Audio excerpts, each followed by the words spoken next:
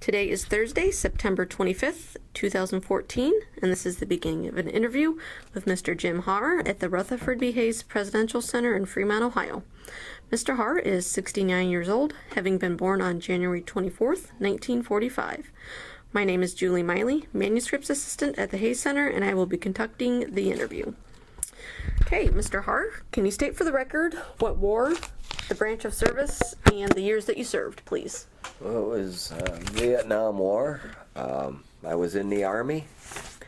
I served in Vietnam from around the 13th of June to the 13th of June, from 66 to 67, 1 year. Okay. That's my tour. Prior to that, I was in sea deck operation in California, Fort Ord, and took my basic training at Fort Gordon, Georgia, Georgia. Okay. Now, at the time, were you drafted or did you enlist? I was drafted. Okay. It was one of those things. Your number comes up, you get this little letter. It says, your friends and neighbors have selected you. Well, it wasn't exact wording, but that's pretty much it. The draft board had decided I had to go in the Army, and there was no appeal to that, I guess. So I went. I figured it's my country, I should support it. Right. My older brother was in the service at the time, and Walt was down in Fort Knox at the time I got drafted. Okay. He told me to call him when I got basic training. I got time off, and he'd take me around the post. Because everybody from our area went to Fort Gordon, or Fort Knox, Kentucky. Okay. Not me. I ended up at Fort Gordon, Georgia. So he gave me a number. He was in veterinary food supply, and he gave me a phone number. He says, this is good from any post in the United States. If you dial this number, you'll get me right into my office where I work. He told me what hours, about. So, okay, I got some free time, and I hadn't written too many letters, so I wrote home to Mom and Dad a couple times, but like a 5th or 6th week of basic, you get a weekend off or some time. And so I called him up, and he says, good to hear from you. He says, what outfit you with? And I told him, I got one picture that's got the company's number on it. Okay. I told him, and he said, He says, that must be one of the new ones. He says, where are you located at? I says, Fort Gordon, Georgia. Oh, gosh. He says, He says, I was going to come down and pick you up, and we'll go around show you around the post, but that'd be a long drive. Maybe next time. Aww. It was kind of sad. Walt and I... That's a bummer. We feuded a little bit when we were kids. We had this little rivalry thing going on. But, no, I loved him dear. I never hated him, but sometimes I got the opinion he didn't care much for me either.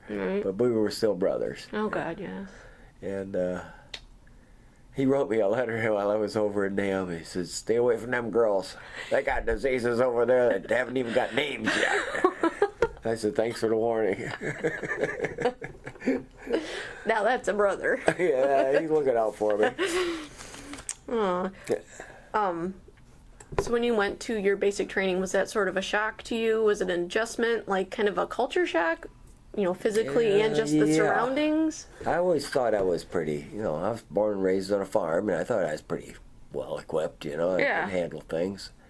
But they showed me there that I can't run very well. And, it was kind of a shock.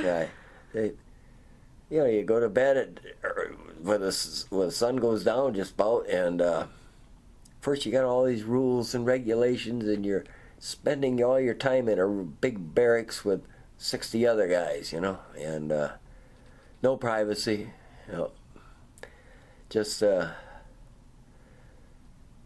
was kind of crazy.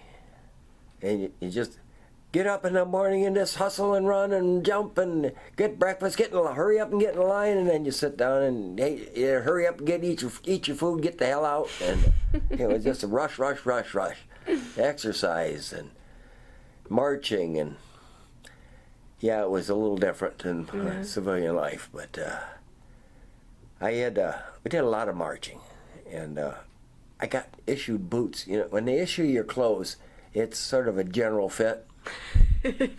Well, they didn't have boots 9.5 wide, so they gave me some 10s or 10.5 wides or something. They were way too big.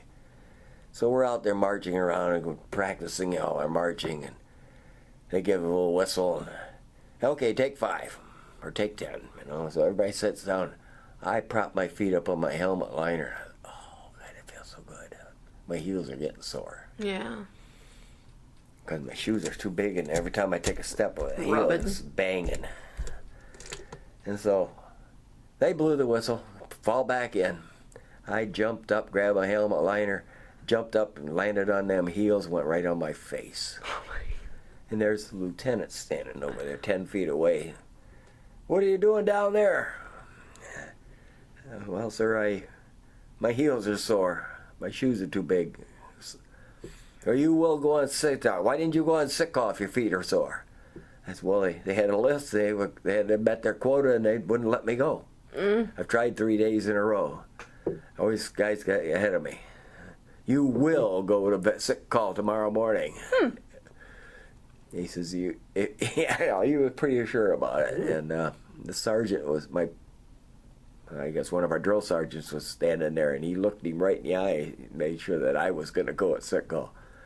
But they didn't get me a fix on the boots. All they did was get me some felt pads to put into my boots. Well, by the time I hit California, then I could get some boots that fit. And but that was after basic was all over with. Yeah. Boy, my heels were so sore.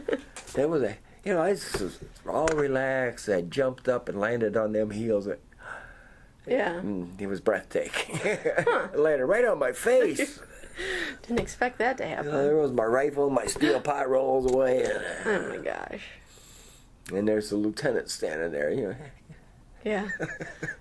Kind of a bad scene. There's an opportune time for it, I tell you. Yeah, I guess. Oh.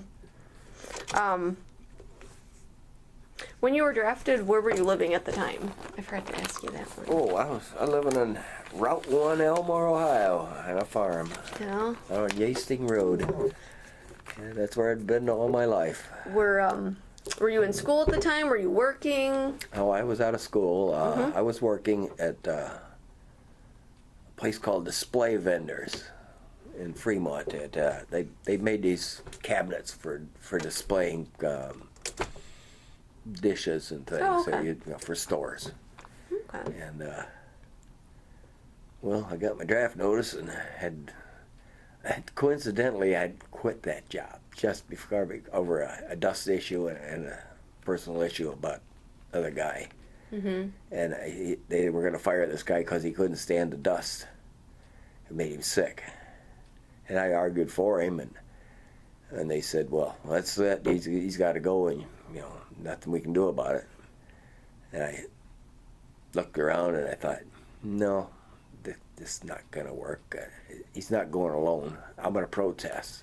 I knew I was getting drafted, see. So Yeah. I had already figured that. And so I walked out with him. Did you? And about 2 weeks later, I got my draft notice.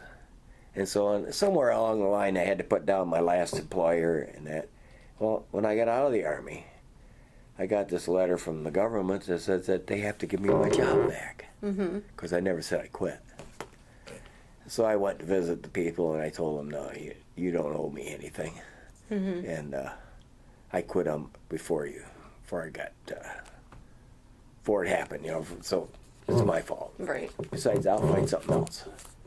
And they appreciated me being honest with them and stuff, but they would have given me a job back there, but I didn't want that kind of a job after NAM. Yeah, I don't blame you. So 2 weeks later, I got an interview. My brother Walt had inadvertently, somewhere in there in January, before that, he had started working at Brush Wellman, or Brush Beryllium at the time.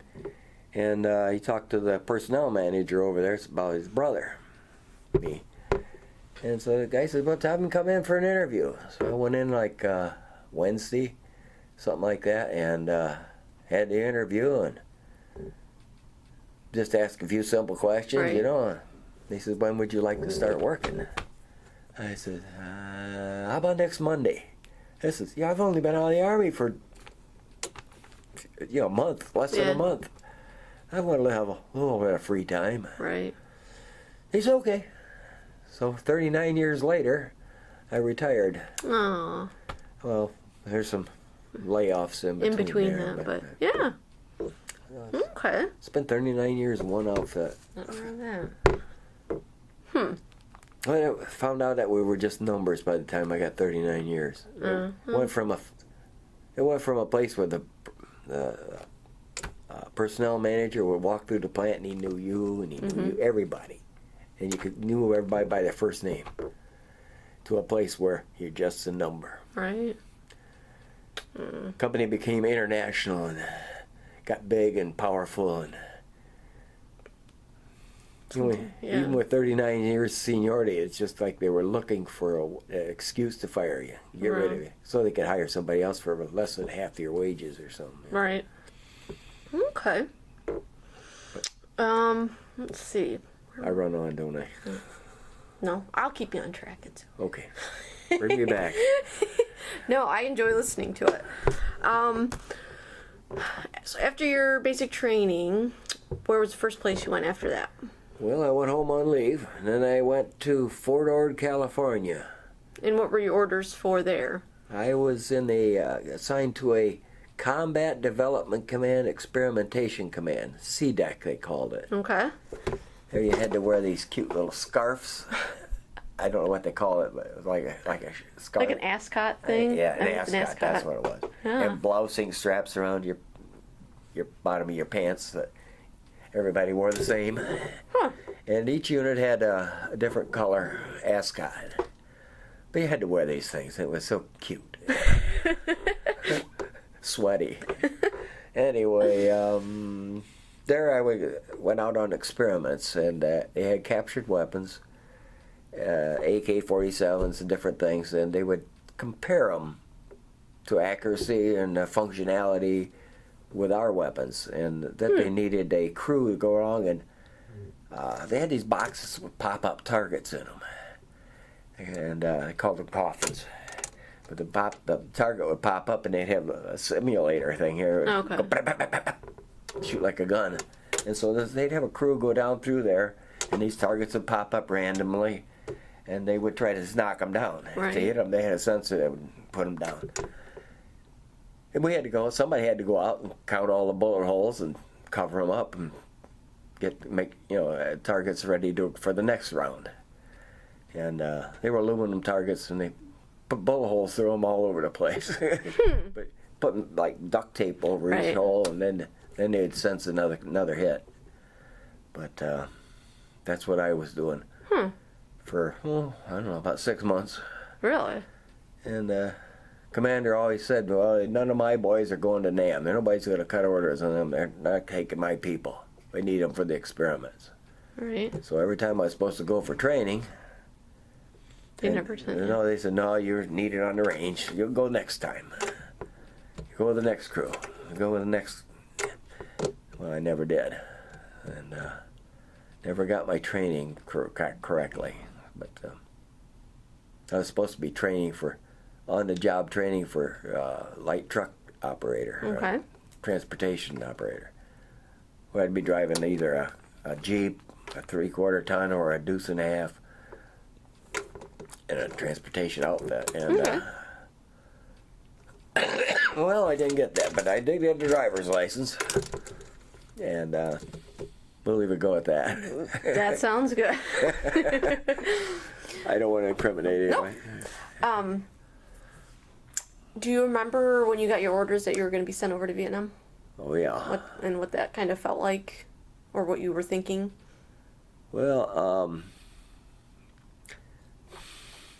do you ever get slapped and you never saw it coming, or Figuratively. Figuratively, Yeah. All of a sudden, wow. That balloon the air just goes. The balloon pops. Yeah. we came back from an experiment one day, afternoon, and we're all dusty and dirty. And there's this bundle of papers about this thick, about half an inch thick, under, maybe not that much, but under my dust cover on my bunk. And so I pull them out and look at them, and well, there's a copy of them, Ray. You've got a copy of Okay. it. It says, you are to report to such and such in San Francisco, or I guess, and for transfer to Vietnam, South Vietnam, and to an outfit called 541st Transportation Company, and no idea what that is, but here I go. So I went home on leave. I got put in for some leave time. Went home and said goodbye to my folks, and got back out. Next thing I know, I'm on a plane heading for God knows where. It takes a long flight to Vietnam.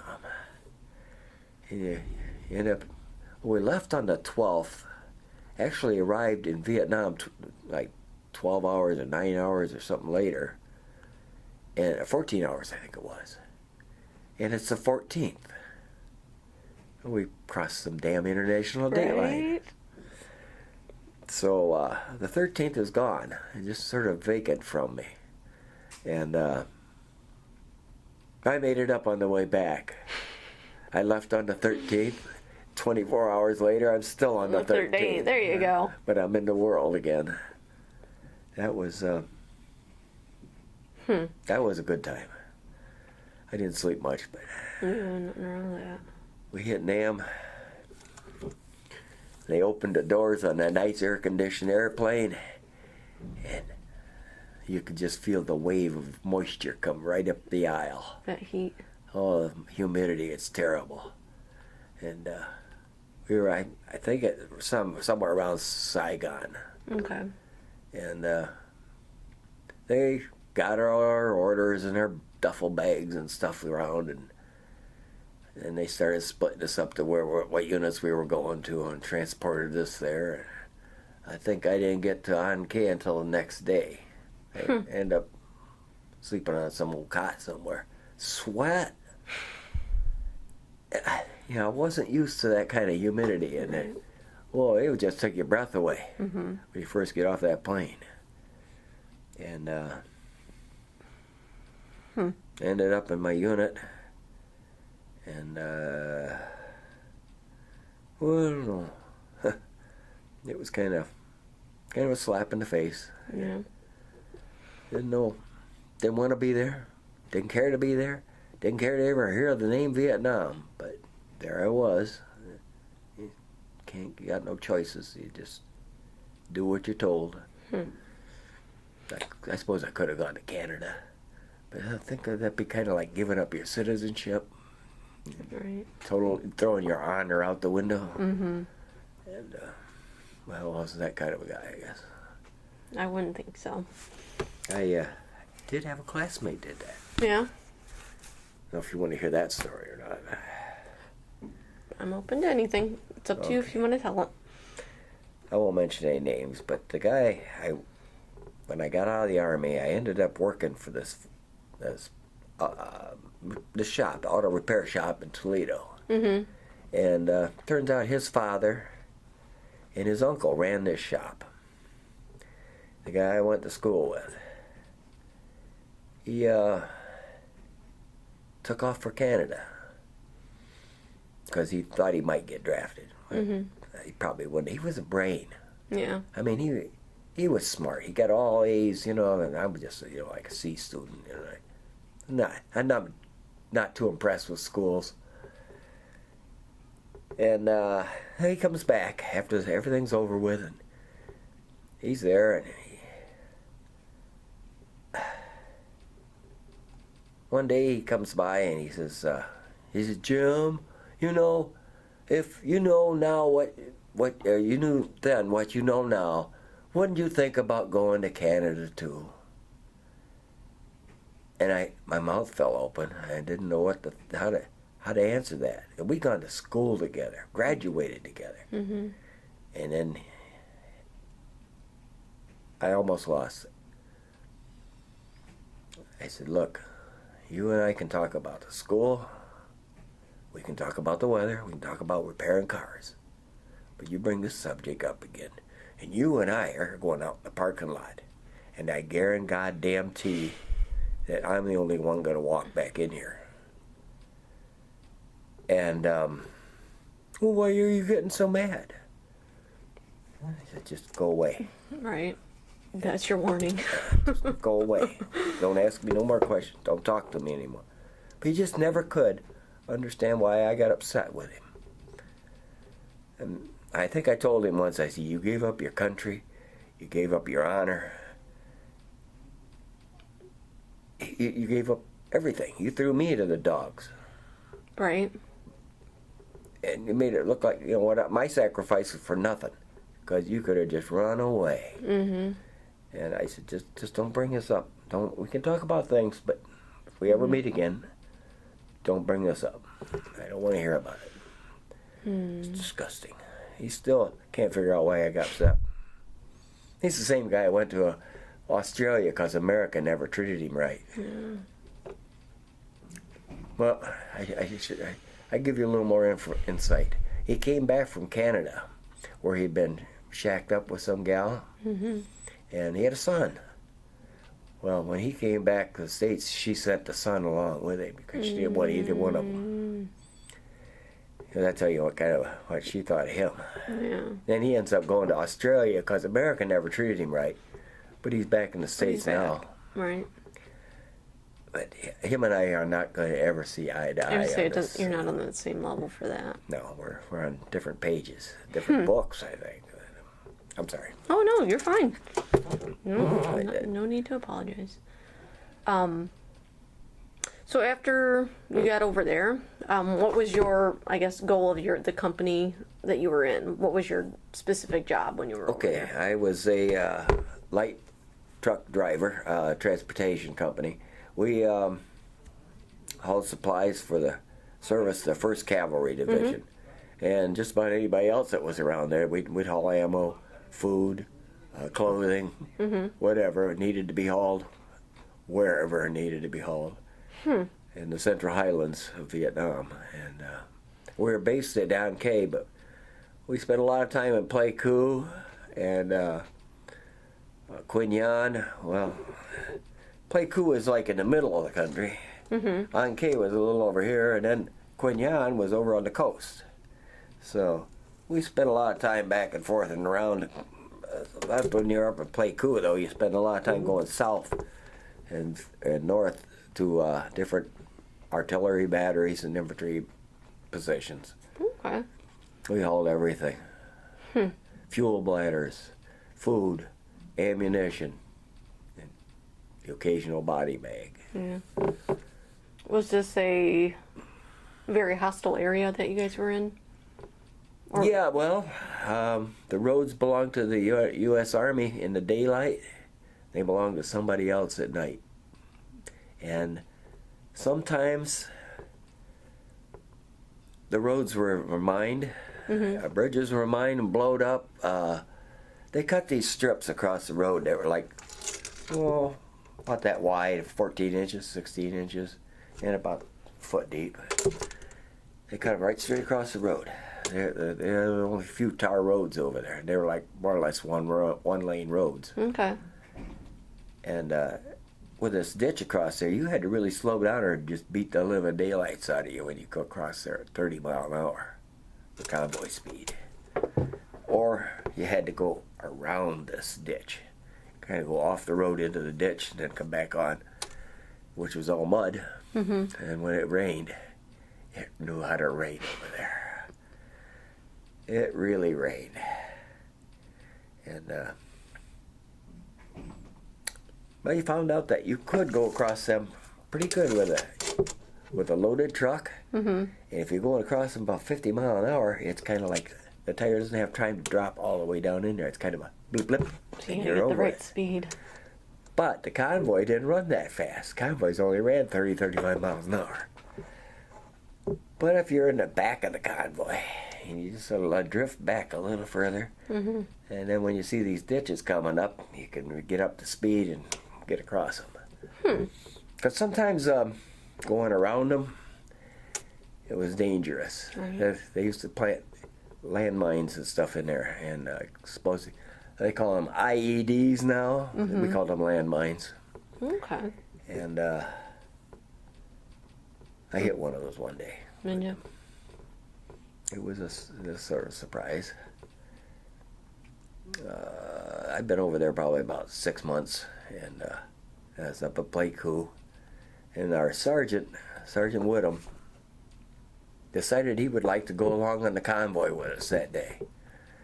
And he wanted to drive, which is really rare because usually you're alone in your cab, and there's nobody with you. Mm-hmm. So I thought, okay, he chose me to ride along with, but he wanted to drive. That's fine with me. I'll sit over here and ride shotgun. Mm-hmm. I'll relax and just tell you how to drive. They give me a rough time. Him and I had a little history. We liked to wrestle. He liked to pick on me, and I could pick right back at him, and we didn't get no trouble. We just got dirty, rolling in the mud and stuff. But coming back from the convoy, we ended up, one of the trucks broke down, so we hooked it on with a tow bar behind my truck, and Whittam's driving. We get almost back to Pleiku, and here's this one pull-off thing. You have to go around this big ditch that they carved in the road. Whole convoys have been going over this all day. But we got into it, and kaboom! Everything just got black and sooty, and it was kind of muffled, like woof, sound. And I'm sitting there riding shotgun, and I look through the back window and see if that truck's still behind us or what, because we were up in the air and we dropped down. You could just bounce a little bit. And no, the truck's back there, and all I could see through the cloud of dust and smoke is two eyes right up against the windshield, trying to see out. And that's all I could see of this guy. And Whittam looked at me, and he says, what should we do now? And I'm thinking, don't stop here. Keep going. Keep going. We're still rolling. Keep moving. Get down the road a ways before you stop. So we did. We went down the road a quarter mile, half a mile, pulled over and took a look at it, took inventory. As long as we were running, we had to get away from that spot. If we got tied down, we'd be sitting ducks. Very true. So we got down the road. Everything was all right. Truck's running good. Checked underneath. No fuel leaking. Checked my tires. No tires flat. Wow. Everything under the bed is black. We figured that this was probably a black powder mine that got wet, and most of it didn't go off. Oh my gosh. And the guy that was riding in that truck behind us with the broke down truck, he probably thought maybe he'd like to change his underwear, I think. He had a better view of it than we did. It was behind us, in front of him, and scared the living daylights out of us. There was a spot on my gas tank where they had like a seam that went all the way around the back of the gas tank. It stuck out, probably about half an inch, where they put the back to the sides of the gas tank. So like a weld seam on it? Yeah. Okay. Well, it had taken some of that seam and folded it against the end of the tank. Oh my gosh. Well, probably about 4 inches long. And you couldn't have stuck a razor blade in there. Wow. But the tank did not leak. Wow. It folded that seam up there tight. It didn't blow a tire.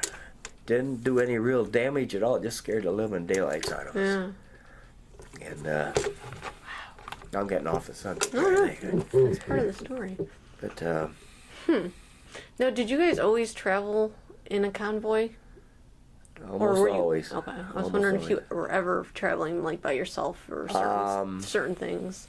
Certain things, when you was working with the infantry units, we held supplies out to the bridges when they were guarding the bridges. Okay. And I had one experience there where I was driving on post. Supposed to be on post all day. So I left my weapon, my steel pot, back in the company area. Because, where I'm not supposed to be going to any dangerous area. So I hit this one infantry unit, dropped off some supplies, and they said, okay, you're going to run us out to Bridge 5. Or whatever, they give it some designation. And I says, well, I have to go back to my unit and pick up my weapon. He says, no, you don't need that. We all got weapons. We're all infantry. You can't go back. I said, well, can you issue me a weapon? Because I don't want to go out there empty-handed. No, we can't issue unless you're in our outfit. Bureaucracy. And, I said, well, I can't go back to my unit. I really can't go out there. He says, you will go out there. He's a lieutenant. I said, yes, sir, I guess I will. But I'll protest. I don't want to. He said, nothing will go wrong.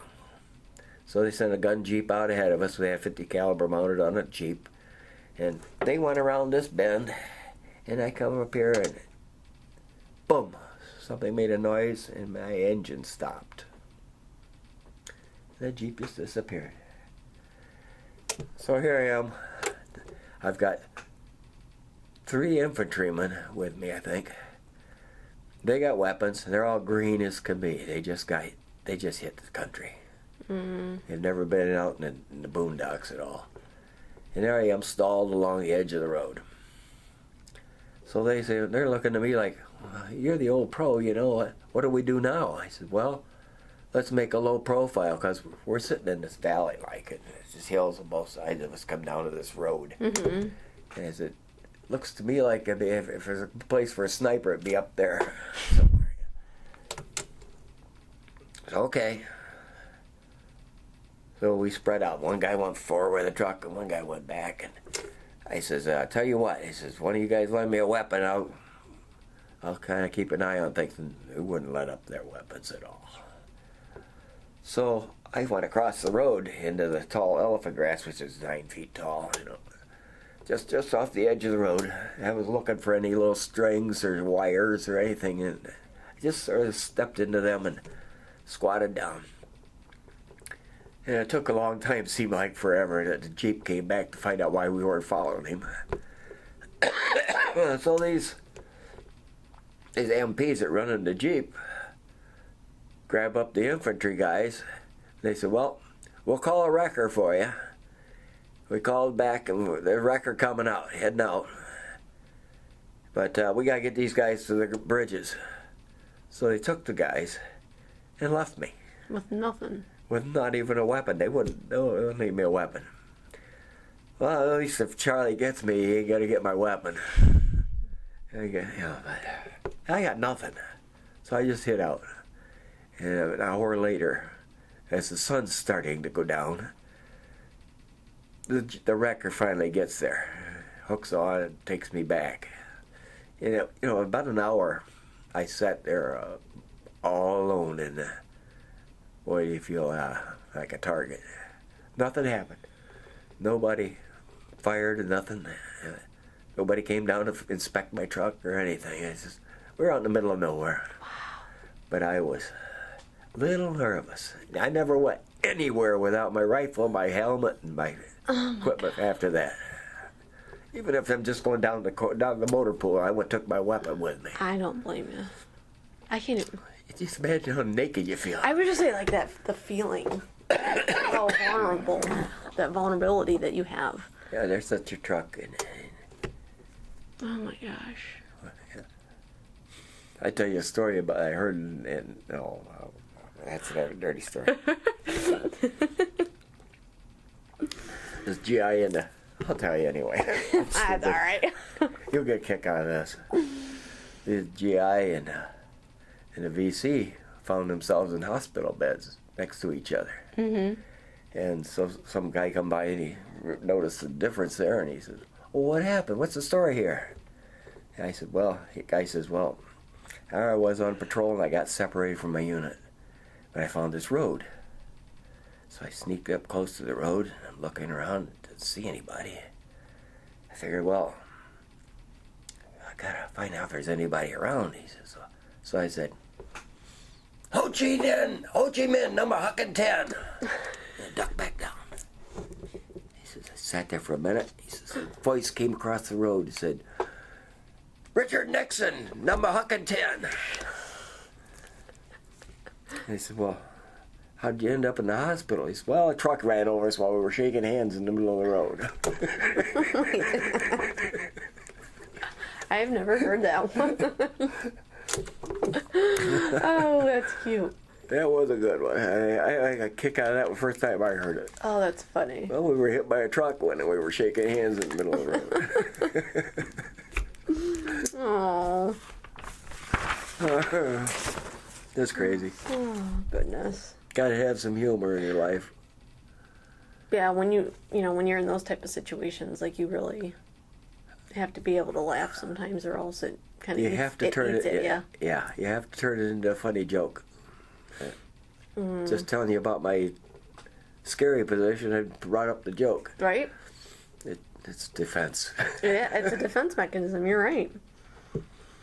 When you guys were over there, did you have any downtime, and what'd you guys do when you had that? Did you go into town? Did you interact with any of the, the native? I only went to town about maybe 3 times. And what town was that? It was on K. Okay. They had and my brother, he went over a year and a half after I was there. Mm-hmm. He said, you didn't go anywhere without weapons. But on K, you went downtown, you left your weapons behind, because it was supposed to be a secured area. Mm-hmm. And, but he just shakes his head. He says, we never went anywhere without our rifles. And, but I spent some time at this little recreation area the Army set up. Mm-hmm. That little pond where you could buy cold Coke and beer out of a Connex box, and at certain times of the day, and sit around lounge chairs or go fishing, or just walk around the pond, or just sit down. Most of the time we just sat and drank beer wherever we were at. Okay. You can drink a lot of beer. That's when it goes down the best. Oh, yeah. Goes down too smooth. Sergeant Woodham had this strange sense of humor. We used to get beer when we were at Play Cool, and whoever found the beer would buy a case or 2 or whatever, and we put it in a 55-gallon barrel and throw water and ice over top of it. Mm-hmm. But it didn't last very long, and usually there was pretty much just ice water in the bottom when you got the last beers. And, when you get about that much water, about 2 foot of water maybe, in the bottom of that barrel, and you're reaching down through that ice water to get a hold of that can of beer, and you're bent over a 55-gallon barrel, and your hand's going numb just about the time you get to the beer. And if you don't get it the first try, you had to go in there again. And you're like, oh. And it's really cold. And then you got somebody that's smart behind you and just tips you and the barrel over. And now you're drowned in this ice water. Well, that was Sergeant Whittam. Oh, gosh. But he came down and wrestled and rolled around in the mud with me. Mm-hmm. And we just had a good old wrestling match. They laughed about it afterwards, but everybody just shaking their head. They're just crazy. Oh, that's funny. It's all over the last beer, But we were, you get a little drunk and you got nothing else to do. Fun things happen. Okay. When you were over there, did you write home? Were you able to stay in contact with your mom and dad here in Ohio? Yeah, I wrote home. I've got a whole baggage box that I sent home. I saved just about every letter that was ever written to me. And I still got them up there. Don't know what they said anymore, but afraid to read them again. Takes you back too far. Yeah. But they're all there. I sent them as many letters as I could. I had this thing where it hit me that every day's the same as the day before. You get up in the middle of the night, you load your truck up, you go to the motor pool, you get in the motor pool, you load your truck with fuel, what have you. You go to an ammo dump or someplace and load up, and you convoy, and you come back and you try to get something to eat and maybe a cold shower and crash, and then you're up and do it again. It's just one day after another. It's the same. Mm-hmm. And kind of hard to say anything constructive to your parents in a letter. 'Cause, well, yesterday I did this, and today I'm going to do this, and it's all the same, you know. And, you know, one of those letters will last a long time. Don't say anything. I can't tell where I went for safety reasons. I can't tell where I'm going to go. Can't really tell where I'm at. That doesn't leave much. It doesn't leave much. Well, it rained again today. Or it was hot and dusty again. Yeah. It was, when the monsoons hit over there, it rained. It was every day, many times a day. It wasn't constant rain, but when it decided it was going to rain, say if you were out in a parking lot and you felt a couple drops hit you, Sure. you'd run for shelter or run for the door. Well, you only get about 2 steps and you're soaking wet. It just goes whoosh. Not much of a warning. It's just like sprinkle, sprinkle, boosh. And so you only take a couple steps and now you're soaked to the bone, and Wow. you just stop running and just walk. It's over with. Doesn't matter. Yeah, it doesn't matter. Your cigarettes are wasted. You're soaked to the skin. It's all over with. It'd be so hot there sometimes that them convoys going on the road would be just dust, and all you're doing is following A dust two cloud. little taillights and tailgate, and maybe a couple of hidden spotlights. You're looking for them little red lights to get brighter, and all of a sudden you realize the tailgate's getting close. You better stop. So you slam on the brakes, and it was like you just sneaked up and you didn't quite get it in time. You didn't time it just right, but you were really trying hard, and you went bump. Give him a little nudge. Yeah, and then you go bump from behind, and then bump behind. This is like bump, bump, bump, bump, bump. It was almost a comedy.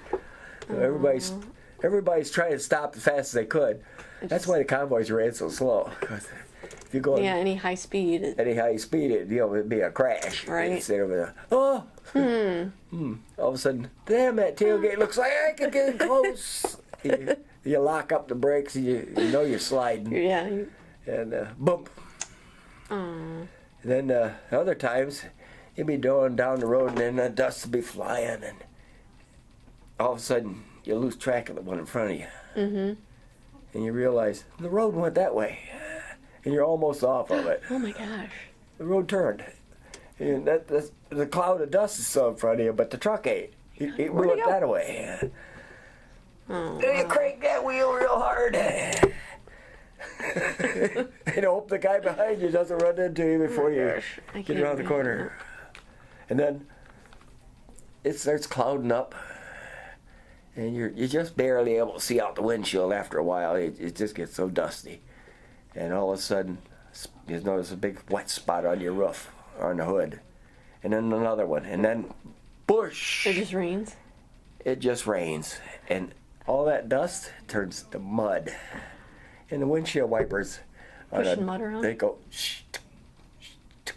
it just streaks it all up. Not very conducive. No, so you end up sticking weather. your head out the window, and now your glasses are wet, and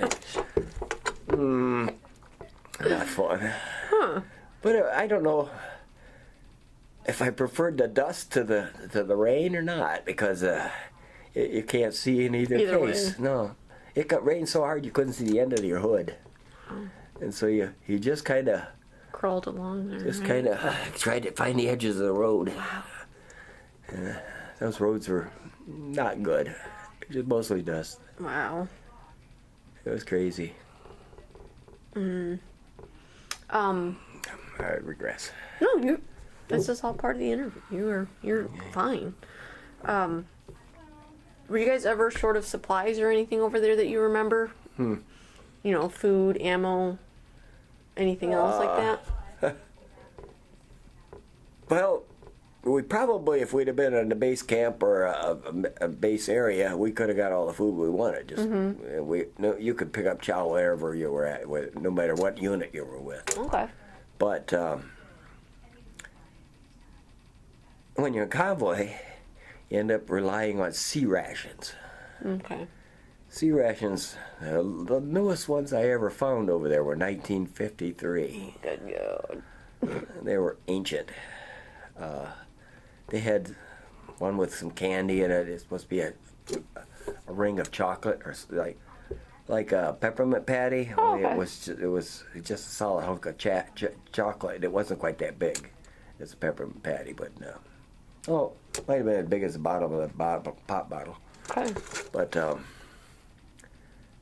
they would have one of these and some crackers in a can, a little thin can. You open up, the chocolate has been in there so long it's turned white. And it's rather tough. But it'll melt in your mouth eventually.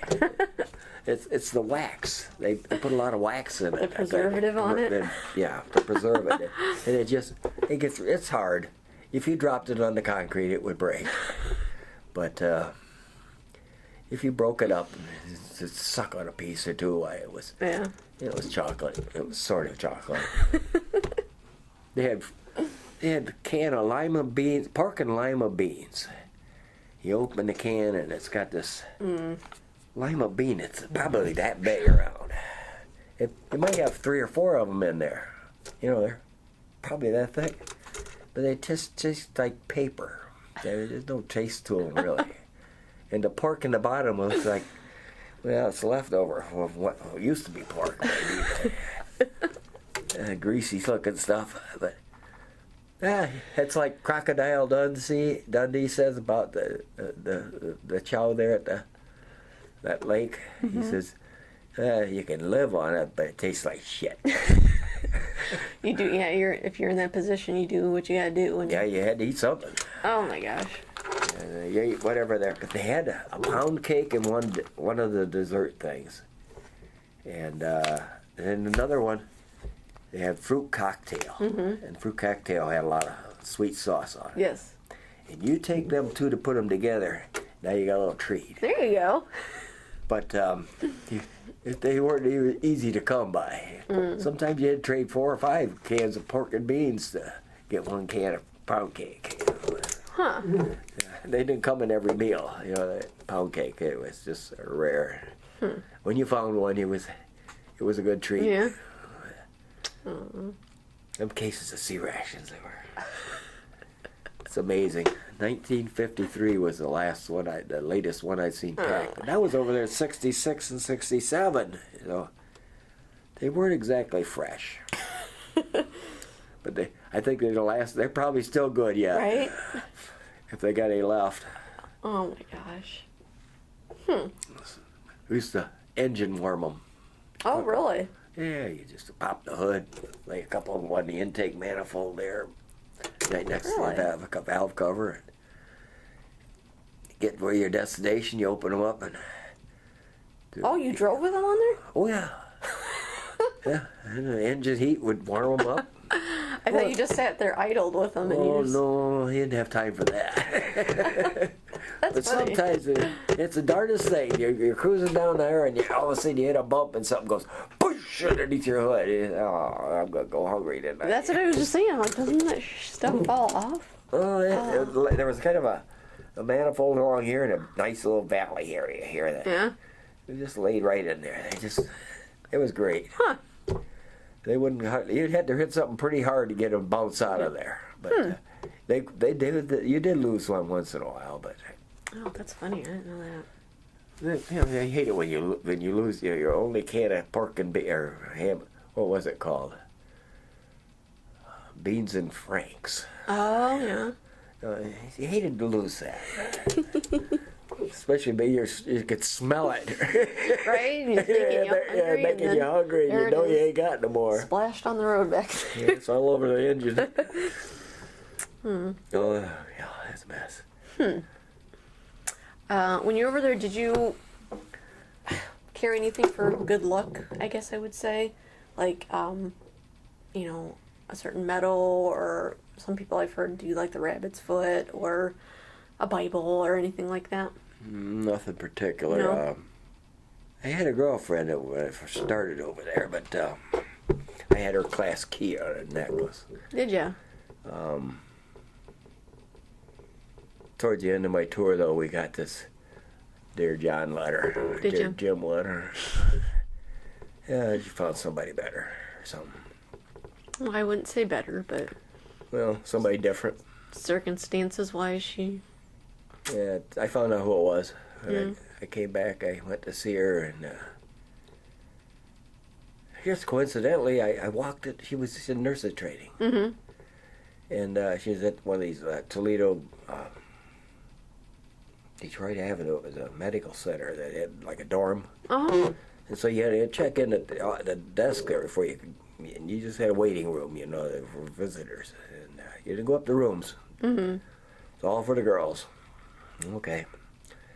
So I walked in there and asked for this gal. She said, she'll be right down. She knows you're coming. I didn't call her anything. So I went. She told me where I could go wait for her. And I'm waiting. And this guy shows up. And he asks for the same gal. I hear him asking. And yeah, she'll be right down. She knows you're here. You're coming. I got looking at him, and well, that's Fred's father. A friend of mine. Used to be a friend of mine. Right. And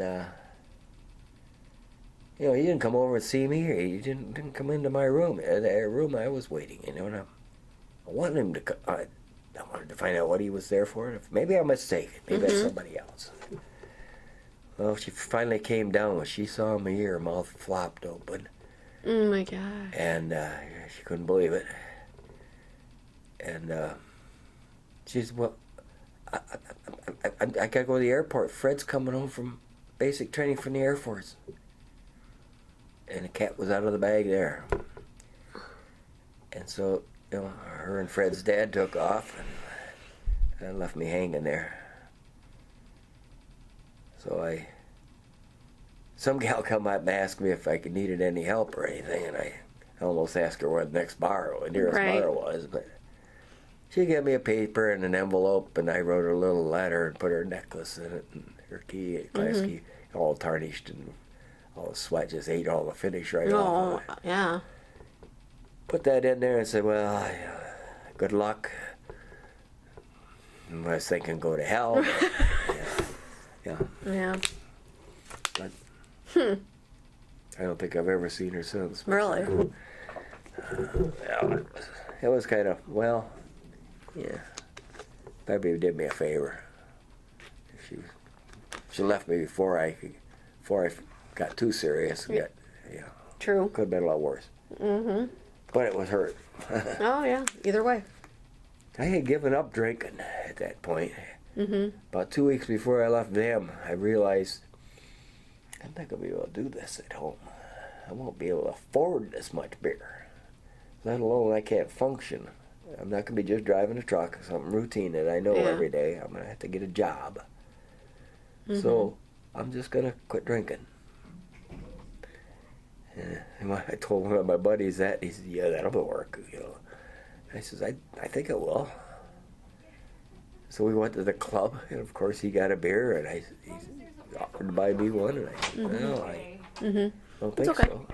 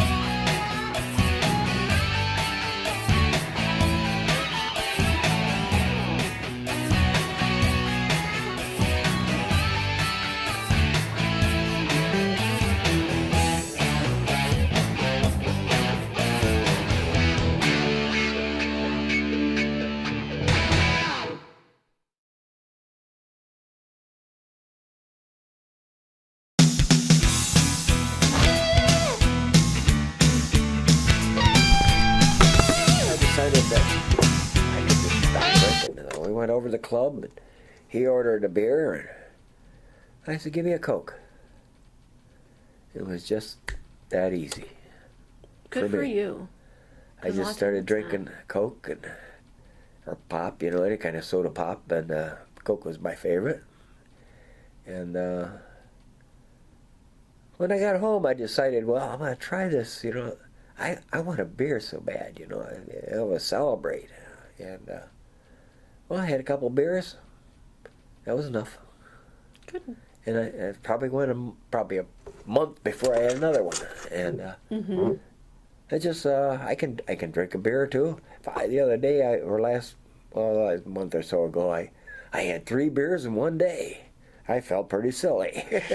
That's funny. But, yeah, I got beer in the fridge, and it just sits there, goes tinny. Yeah. Huh. Yes, I can drink it if I want it. That's Leave good. it alone. I can't do that with cigarettes, though. No. That's an addiction. Yeah. I'm hooked. Can you imagine? The Army used to give you cigarettes in your C rations. It was part of the meals. I've heard that. And now... It's so bizarre for me to think that. And now they're condemned. Yeah. Now the smokers are, we're vilified. Yeah, kind of frowned upon and... Yeah. I don't tell them what kind of pop they drink or what kind of wine Right. they should drink, so they'll leave me alone. Right. But I don't like being villain. Whatever that word is, it become a villain because I smoke. Right. I smoke a legitimate, taxed, public cigarette that's available anywhere. Mm-hmm. And I pay taxes on that up through the nose. Right. So why am I a villain? Mm-hmm. Why am I the bad guy? But I have a scenario. If I had a magic wand and I could erase cigarettes from the face of the earth, tobacco, who are they going to blame for all the diseases and the problems then? They don't go away. True. You know that people are still going to have lung cancer. You know that people are still going to have problems. True. They blame everything on tobacco. Mm-hmm. Well, who are they going to blame next? Mm-hmm. Oh, it must be wine or beer. I already see that there's so many booze commercials on television. Wine seems to get along fine. Mm-hmm. All wine stuff, but you don't see any Budweiser or Coors or any other kind of beer commercials anymore. Right. Yeah. But they're next. You're right. Mm-hmm. And I said, some guy had told me something about smoking, grimed me about smoking one time, and I said, well, be glad that we're picking on the smokers, because after they get done with the smokers, you're next, the beer drinkers. Mm-hmm. They're going to go after the alcoholics. Yeah.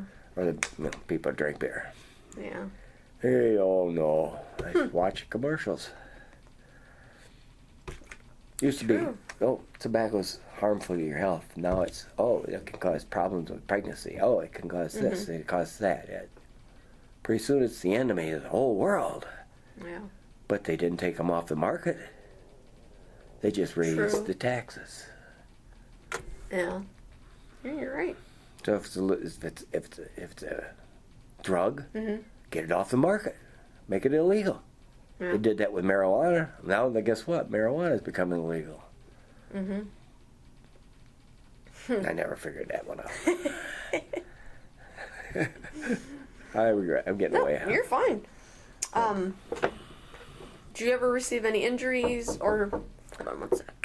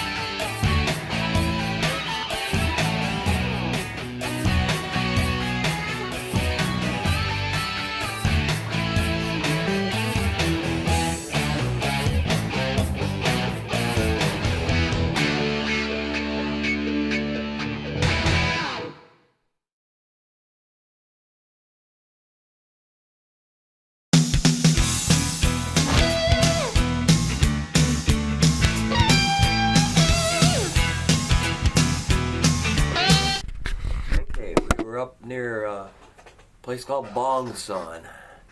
And I was in a convoy, driving to Deuce and a Half. And we came to this intersection in the road where it made a 90-degree, like a T. Okay. But there was a big lowboy truck, tractor trailer, trying to come out of there. Mm-hmm. Well, for some reason, this little intersection had curbs. And it was just a sort of a mud road. And worn down. And every time the guy would try to go around there, well, he'd catch that trailer on this berm. Okay. So he had to do a lot of jockeying around to try to get the trail around that corner. But I had to park back, 50 yards or something, back there waiting for him to get around that corner because he had the intersection just blocked. Okay. So I'm sitting there and I look over to my left and I see 3 little huts. They're back off the road a ways. And I'm just looking through the windows and the doors, just see if there's anybody in there, any glint of iron or, anything that might be dangerous. I don't see a soul. There's nothing moving. And so I'm watching that truck for a while and I look over again and there's this little girl coming about halfway out from those little huts. And just, a little tiny thing. She's probably only 5, 6 years old. And she's going out like this, with her hands in front of her and just looking at me. And I'm thinking, well, in the meantime, before this, I had conditioned myself. I'm not going to pay attention to these people too much. That way, if I see a dead body or something, it won't be human. It won't be real. So, they're just not human. They're just not quite evolved yet. Okay, I protected myself, so and then this little girl comes out there and okay, I'm not going to pay any attention to her. I'm not going to look at her. So I watch the truck for some more. Pretty soon she's kind of out of sight because there's a little ditch there and the door frame is here and I can't see her. So curiosity gets the best of me and I just look over. Yeah, she's coming across that ditch. Okay, I'm going to ignore her. She's got nothing in her hand big enough to cause me any trouble. Gas tank's on the other side of the truck. She ain't dropping a hand grenade in there or anything. Yeah, I'll just sit here and watch it and pay no attention. And I feel this little vibration. And I realize she's climbing up on my running board. So I'm thinking, okay, just grab the door handle when she gets up there, just pop that door open and throw her right down in the ditch again. Nah, I ain't gonna do that. But curiosity says, what is she doing there? Yeah. What does she want? So I look over again, just in time to see this tiny little hand with a little wild flower come over my door frame. And so I looked at that flower, leaned over a little bit more, looked right down at her smiley little face, and there goes my theory. She's human, she's real, she's people. She's just like everybody else. And I stood there with that flower in my hand and looking at her and looking at the flower, and she climbed down off that running board, went back about 10 feet in the yard and did that little thing with a... All little girls seem to know how to please a guy. They put their little hands behind their back and just try to twist their hips, twist their bodies and smile. And I'm done. I'm screwed. I can't put her out of my mind. So I put the little flower on the seat, jumped up and got my sea rations that I've been saving. I had some what the heck I call it, cake, and some fruit cocktail. And if you mix a pound cake and the fruit cocktail together, Oh, you were telling me about that. it's delicious. But I've been saving this. I got the fruit cocktail one day, and I waited around till I got the pound cake, and I was going to have a happy meal there, all that. Well, I didn't have it. I gave it to her. When I threw the cans out, I had pork and beans, whatever I had. I had about 4 or 5 cans of food. She stepped back like I was throwing rocks at her. She didn't even know what that was. And so, I kind of made the motion like I was eating something, and it dawned on her, the light bulb came on. She pulled a little skirt together and made a little basket, put the cans in it, and headed back toward the huts. About halfway back, she turned around and gave me that little cute wave.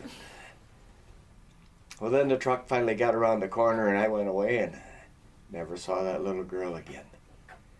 And I often sometimes just wonder whatever became of her. You remember that face, though? They all kind of had that long, beautiful black hair and that smile. And yeah, I don't know if I'd recognize her anymore, but... But you just remember that. Oh, I close my eyes, I see that little smiley face. Wow. Yeah, it was a once in a lifetime moment. Would have been a Kodak mode if I'd had a camera. Right. I don't know if anybody had ever had an experience like that. So, did your experience change from then? Yeah. From then on, did your outlook? Yeah, here I am trying to convince myself I'm just going to be here temporary, and they're not real people. They're not. I don't have anything to worry about. I can go home and just forget it. It's like your coping mechanism. And it doesn't work. Coping mechanism didn't hang on. It didn't have enough. Wasn't strong enough to blank out what was going on around me. Right. And that little girl. All the kids over there were little cuties. Even the ones that got in your pocket, little pickpockets. You have about 6 of them gather around you in a town, and 2 of them would grab a hold of your hands, and another one was going through your pockets. Really? Yeah. Huh. I had to put one little kid down in a ditch. I just backhanded him. Yeah. I don't like hitting anybody. Right. But little kids, I just shook my head after that. Don't do that. Don't put me in a position where I gotta hurt you. I just don't want it. Can't stand it. Yeah. When you're in the truck or all by yourself, driving a truck, there's nobody there with you, so you got lots of time to think. And I had to do a real hard thinking after that incident with the little girl. I had to turn myself around and figure, okay, yeah, this is real, and I got to figure out how to live with it. And that little girl had no reason to bring me a little flower. I'm almost the enemy. And but she was so innocent, and she just saw somebody in a truck. She wanted to give them a little something. She found a little flower, and one thing led to another, and here I am. But it was quite an experience. I've told this to my kids and my wife and stuff, but now it's going to be documented. Right. This is something that really meant a lot to me at the time. I can tell. I mean, it left an impression. It was almost a defining moment over there for you. Yeah, here I was convinced that, okay, I'm just going to be here temporary. I got drafted. I'm just going to do my job, go home, and turn it off and throw it away. Well, it didn't happen. It hasn't. 47 years ago, and it hasn't gone away yet. That's one moment that I'm proud of. That moment. Yeah. There are some things we did over there that you don't want to be proud of them. I never took a shot at anybody. It's kind of hard when you got both hands on the wheel. But there was a couple times I was scared. I wanted to fight back, but there was no way I could do it. All I could do was smash on the gas pedal and try to get away. Was there ever a moment that you didn't think you were going to come home? Every day. Every day. I get up in the morning, go to convoy or whatever, motor pool, get the truck, go to load up and what have you. The same old routine. And every day, when I woke up, I thought, okay, I've seen another night pass, and okay, we'll see what happens after this. But I never expected to come home. Really? Never. I figured that somewhere along the line, something was going to go boom, and I'm not going home, except in pieces. Right. Or in a body bag. But every day I woke up and I was a little surprised. It's made another day. But I had no wish to die over there. But I had no idea, no expectation of coming home. That's a good way to put it. There's some crazy things about drinking over there. Yeah. You get just about so far drunk and you don't worry about those things anymore for a while. And then you wake up and you think, oh, we gotta do this all over again. But you're not supposed to be drinking when you're driving, but well, Yeah, that always just doesn't happen like that sometimes. no. If you've got warm beer and nothing else to drink, and you get dehydrated a little bit, you're sweating all the time, you got to replenish, and so you pour it in. It's wet. Right. It might be now that scientifically it'd probably be counterproductive. Yeah. Dehydrates you more, so you want more. But we drank a lot of beer. There was a time in Playcoo, whoever got back first would buy some beer, and we'd all put in for the beer at the end, and we'd put it in a 55-gallon barrel and throw some ice on top of it, or water and ice. And if you're going after that last beer, you're going through about 1.5 foot of water that's going to numb you before you get to the bottom of the barrel. It's cold. There I am, got my right hand down in there, my head's laying on the rim of the barrel, and I'm reaching for that bottle, that can of beer, and then there's my sergeant. He's kind of a jokester. He tries to upend me into that barrel. And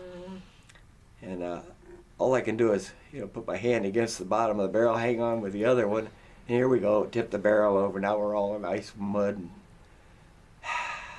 wrestling. He thought it was hilarious until I got a hold of him. He was Woodham was he was not a professional soldier. I guess he was a volunteer, but somewhere along the line he didn't have the what it takes to be an officer or an NCO. He was too much for fun. Or sometimes his fun included tipping me over. Yeah, you're on the wrong end of that one. But we were pretty well equally matched physically. Okay. So he never really beat me up, and we never hit. Yeah. We never just used wrestling. fists. Just wrestling. We both got muddy a couple of times. That was one of them. I'm regressing away from the subject No, you're here. fine. No, it's all part of the story. Yes, do you remember when you found out you were going home? Yeah, Do you remember what that felt like? that was unbelievable. I was at Bongsan. No. Yeah, I think it was Bongsan. And on an extended dispatch with about 15 other guys and trucks. Okay. And one day, the sergeant or lieutenant, I think it was Lieutenant Barnes, come by and he says, "Pack your gear, Haar, you're going back to base."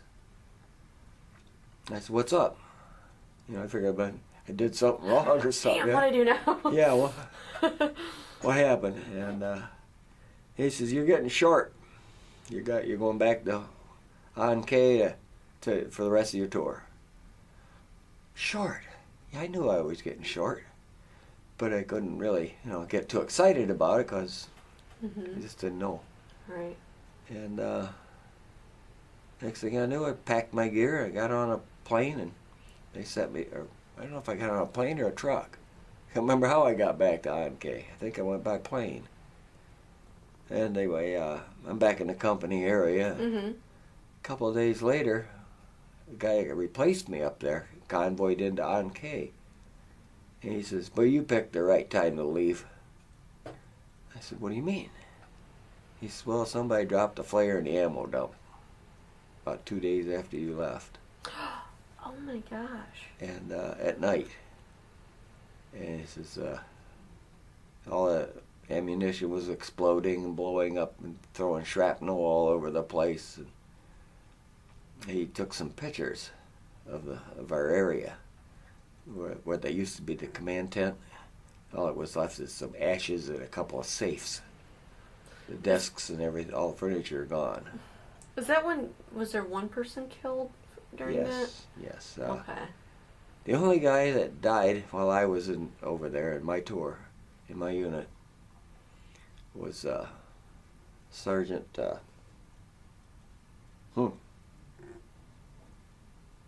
Heatherly. I didn't know him real well, but he was kind of like our NCO up there at Bongson. And Lieutenant Barnes apparently got wounded. And somehow, I don't know, my brain went defensive and I couldn't remember who got killed. It was 40 years later before I found out exactly what I was missing. I just didn't remember it. Mm-hmm. I couldn't remember it. I'd been to the wall in Washington with my brother, and who had served after me, got drafted after I got home.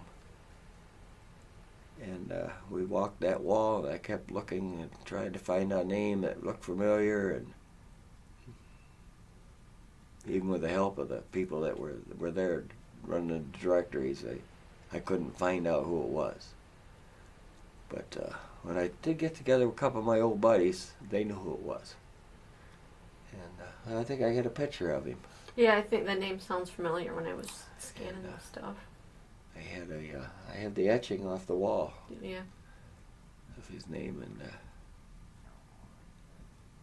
it was kind of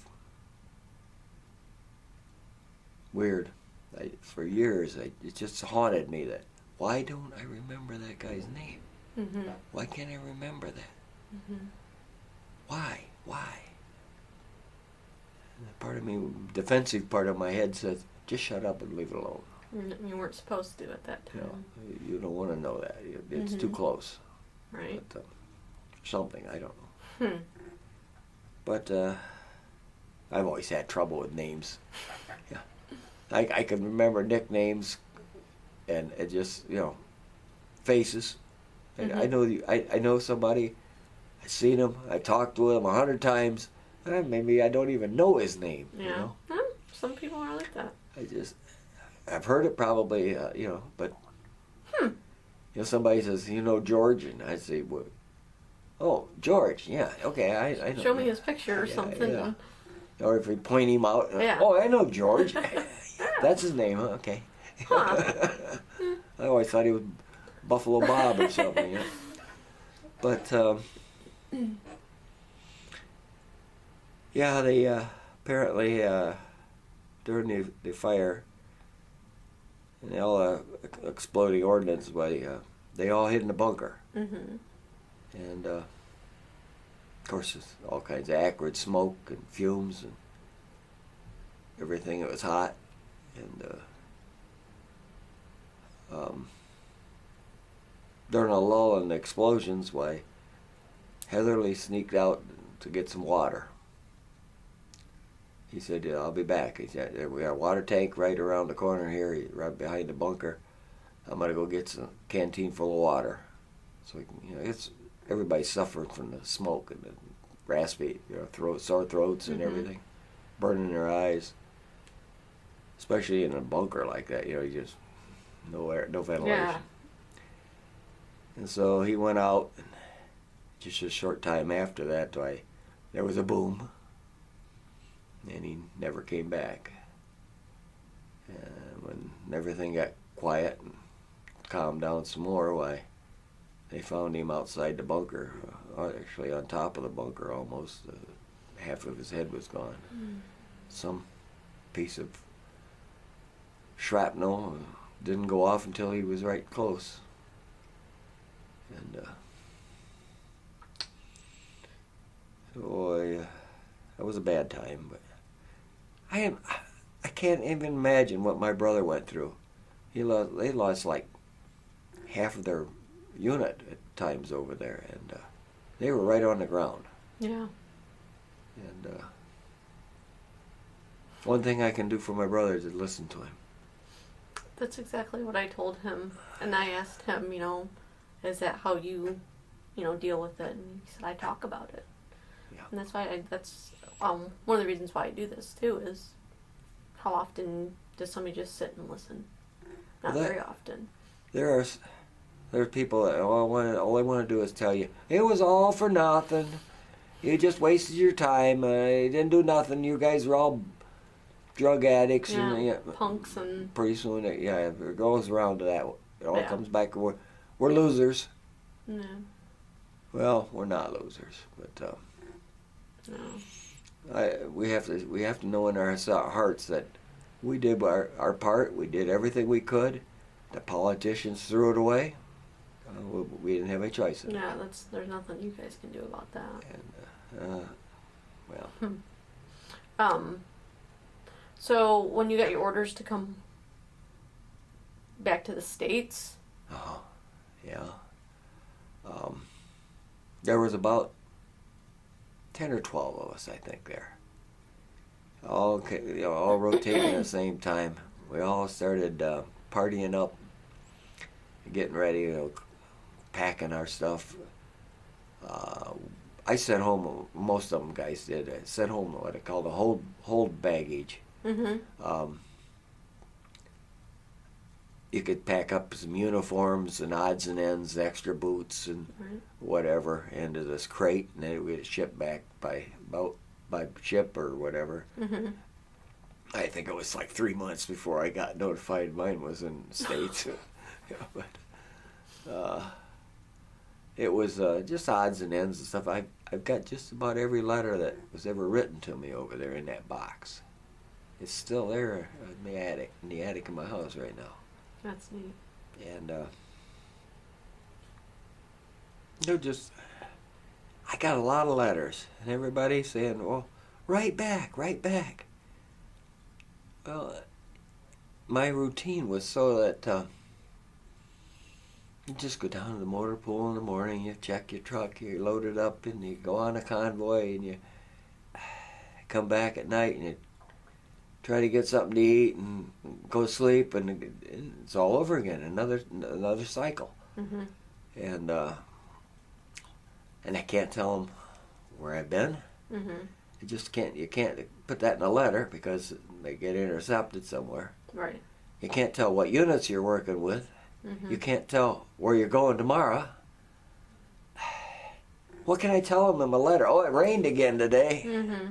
Or it was hot again today. And so I kind of got lackadaisical at time to write letters. I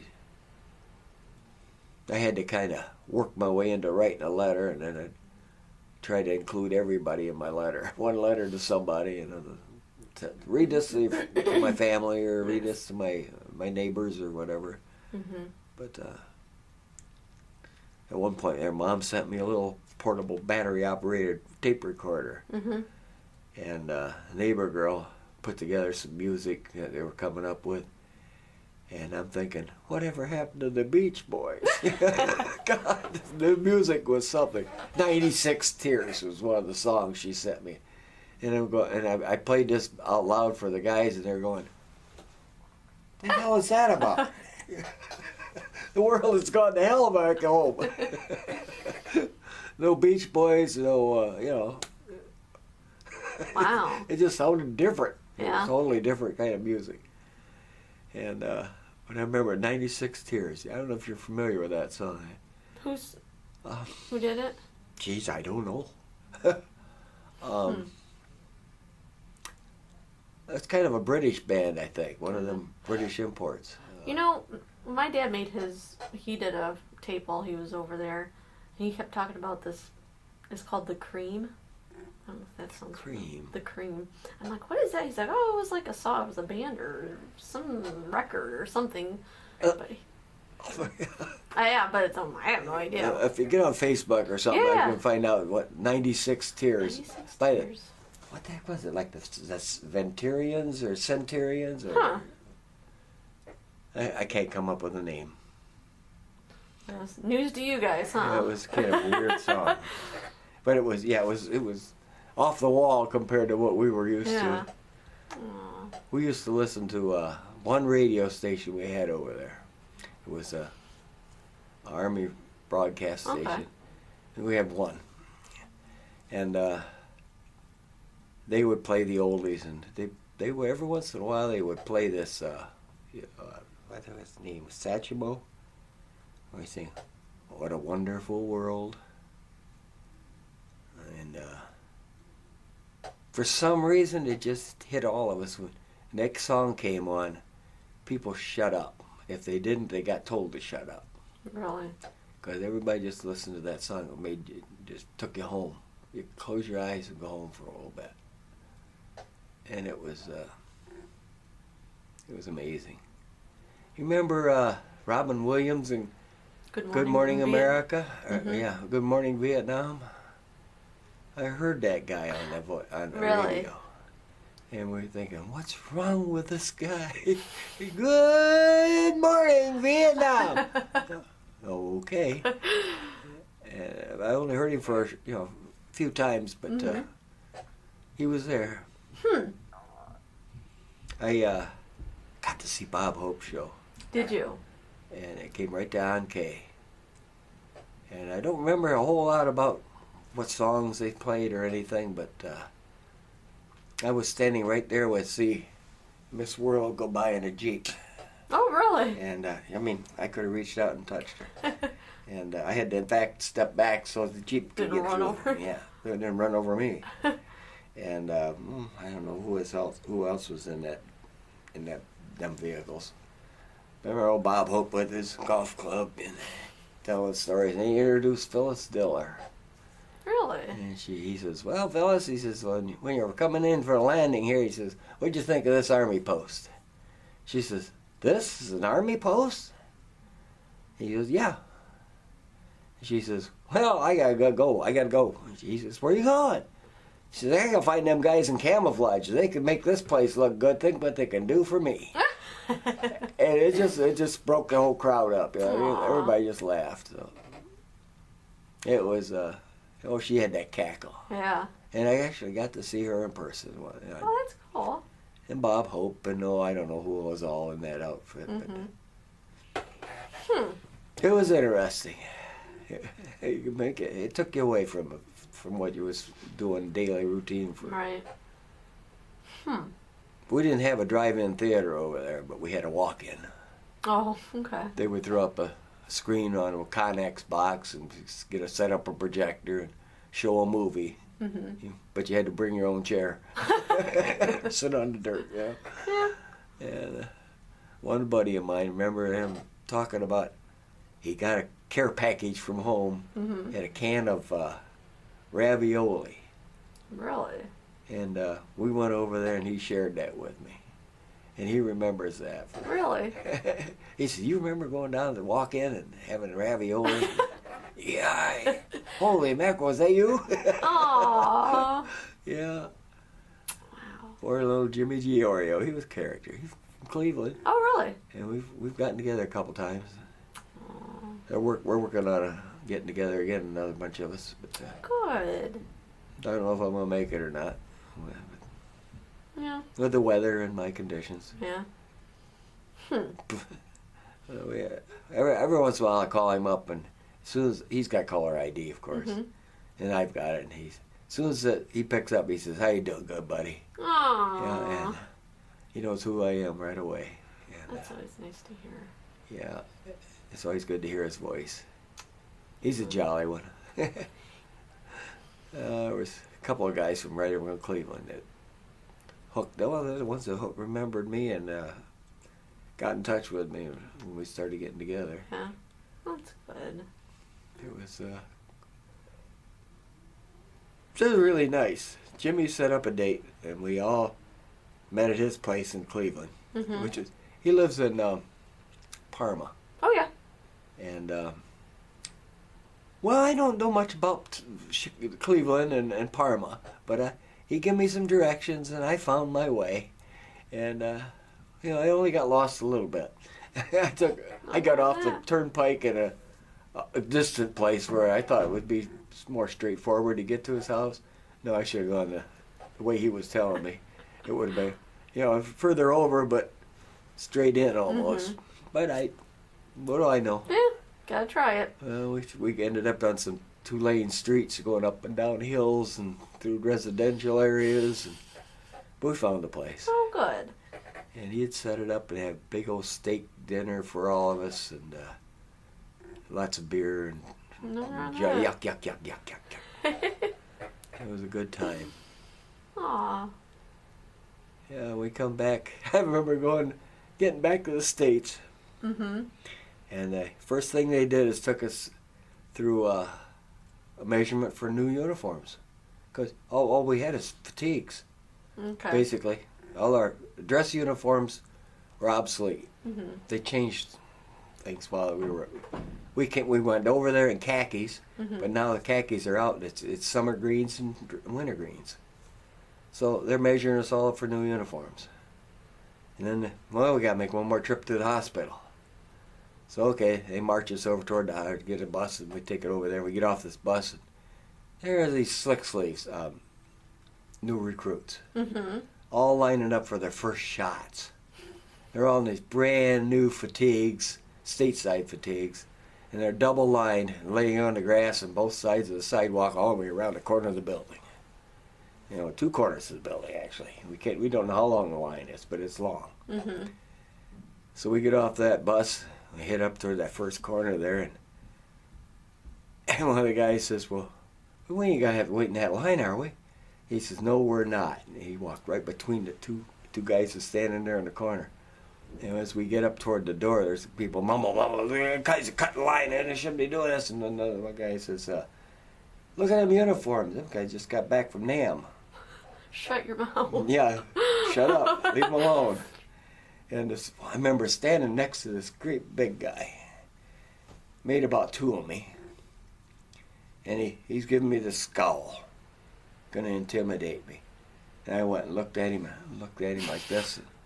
I actually brought my head forward, looked at him, squinted a little bit, looked down to the ground, looked back up, and I just shook my head.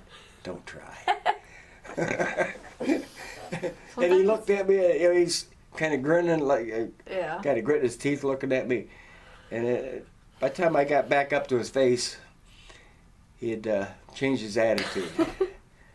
Like, what have I got to lose? Right?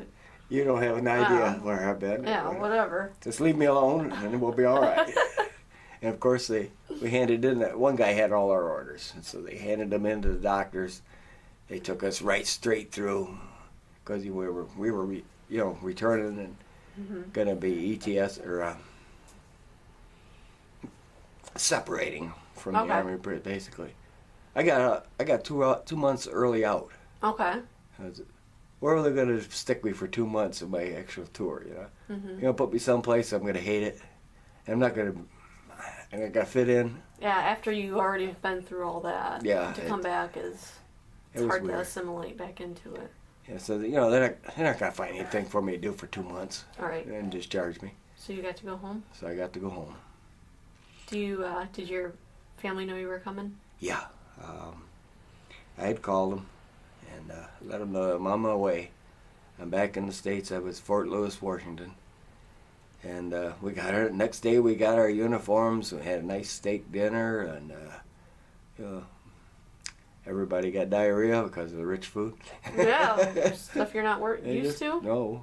They give us all clean new underwear and everything. We took showers and washed Vietnam off of us. And next thing you know, we're getting our papers, nice new uniform, and they sent us off to the airport. Said goodbye.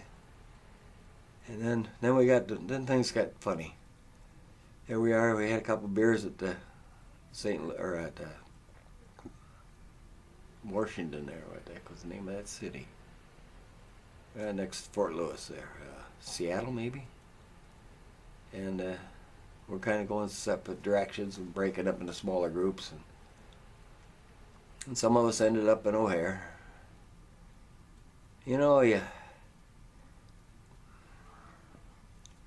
when you 24 hours or 48 hours ago you were in a deuce and a half in a sweaty country, and now you're in a different world, and you find yourself at O'Hare Airport with a brand new uniform, which obviously says soldier, and you notice that there's protesters over there. And so, you know, the main lobby at O'Hare, I don't know if you've ever been there, it's huge. Yeah, I don't think I have been. It's huge. It's like a football field inside of a building. And I start seeing these people wandering around carrying signs and looking funny. I'm thinking, those are protesters. Well, this is the main lounge. I know there's lots of little ones closer to where I'm going to be, finding my plane. I've been through O'Hare a couple times, so I knew that there was all these different causeways that walked off of the main lounge there, and every one of them had little bars. So I thought, I'm just going to find me a place to sit down, quietly, because I'm all alone out here right now. You never feel so naked as when you're all alone. Well, I started gathering my stuff up, and somebody spotted me.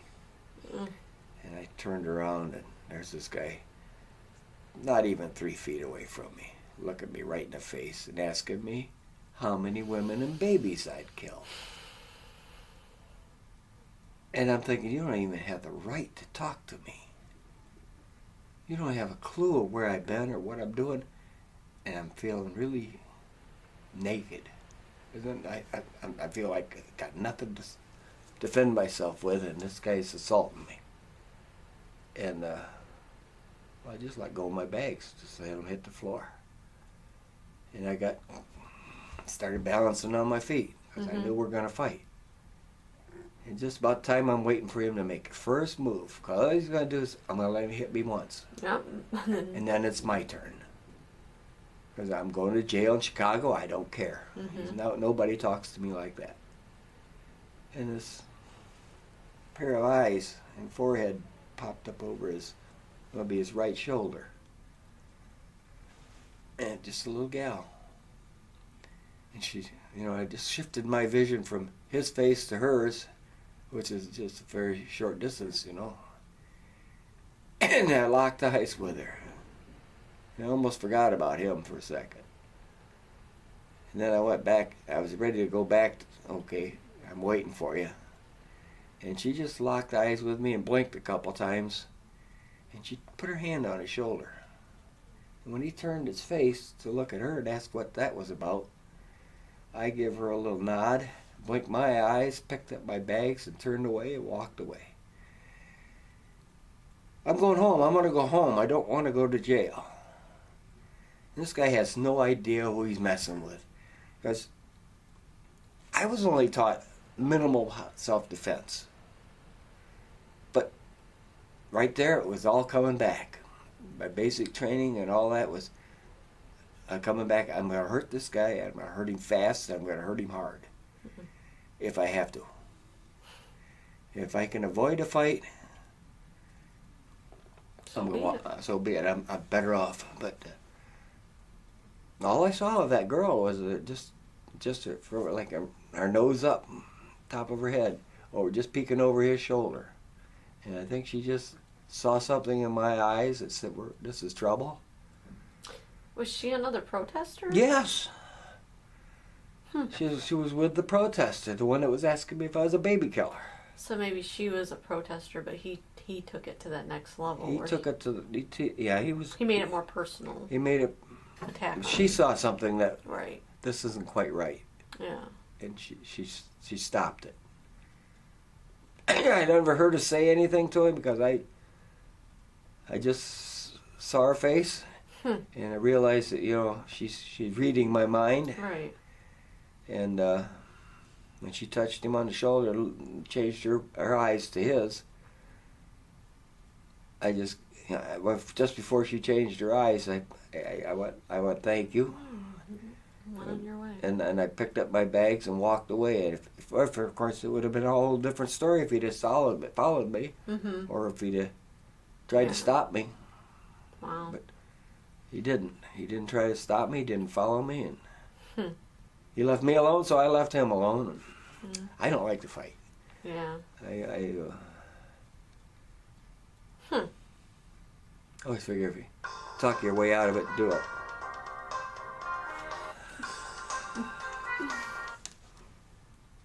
Now, who would this be? I gotta take this. I think it's from the hospital.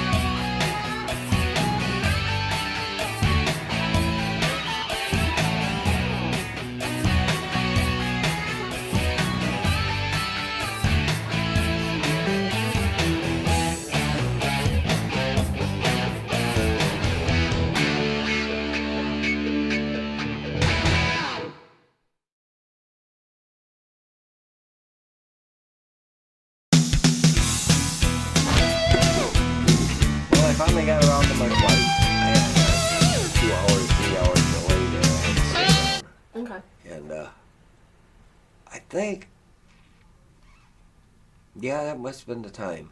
I went to one of this little lounge, just off, you know, just one little, probably as big as this office is all it was. Had a little bar on one side and a couple tables and chairs. And I sat there and I had a beer or something. And here comes this waitress over with another drink. And I said, well, I'm sorry, did I order that? And she said, no, this gentleman did, and this guy with a 3-piece suit. And he just kind of turned around, you know, gave me a little nod, and he went about his business. But he bought me a drink. And, okay, this is cool. Yeah. That's, you know, going from that you've got two ends of the spectrum. Yeah. Protesters, and then you see Here I got somebody calling me a baby killer one spot, and Right. another guy all in one thanking me. in the span of, you know, Yeah. couple hours. It was crazy. Wow. Yeah, it was. What's going on? Yeah. But Huh. now I finally got on the plane. I should go back. When I got on the plane in Nam, Mm-hmm. I hadn't slept much before that. I mean, just kind of excited, I guess. And I'm thinking, if I go to sleep, maybe I'll wake up and find out that this is just a dream. So if I don't go to sleep, maybe it'll be all right. Mm-hmm. You know. But I didn't want to go to sleep, so I didn't sleep too well. And I remember waiting in the airport over there, and counting the centipedes and the what do you call them with the hook tail? Look like a little crab with a Little scorpions. scorpions. So he's sitting there watching them crawl across the Oh, tent. good. But always dumped your boots out in the morning. Right. And shook them good. Funny things drop out of them. You don't want to put your foot in there. And so I didn't sleep much, and I got on the plane from Ankei, to Tansanut, I think, or some bigger airport. Grabbed their bags up and went on another big plane, and this is like a regular passenger plane, you know, jet. They had stewardesses and everything. You know, it was real. And took that little hop over to Japan. They refueled, loaded up over there, Mm-hmm. and we got off that plane because they said there's a snack bar down there. You can get some pop and cookies and things, you know. It's in one of the hangars, just a little small place. But it's like 100 yards, 200 yards away. We got to walk. So there's a line of planes, all refueling, what have you. We get right next to a plane that's just exactly like ours. And notice there's smoke coming out of that front door. And pretty soon there's smoke coming out of the back door. And pretty soon there's the fire thing rolling up, and they stick a hose in there and fill the whole thing full of foam. It goes in one end and out the other. And one of the guys is smart enough to figure out that's just like our plane. Same model, everything. And our plane is now going to take this little hop across the big pond. Do we really want to get back on that plane or not? Well, we lost our appetites. We ended up going back to the plane, and well, if push comes to shove, I'm going to try a plane. That couldn't happen twice, could it? No. We don't know what happened to that plane, but it went up in smoke. Oh my gosh. Anyway, I got on that plane. I took pictures out the window. I had a 35 millimeter camera. I got the PX. And looked at lots of slides. And I took pictures of the sun kind of setting off the wing. And then I took pictures of the sun rising off that same wing. We made a loop toward up around Alaska to come into Seattle, Washington. So I got to see the sunset and rise out of the same window. And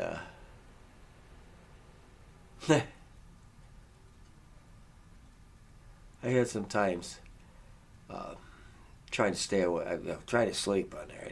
I couldn't sleep.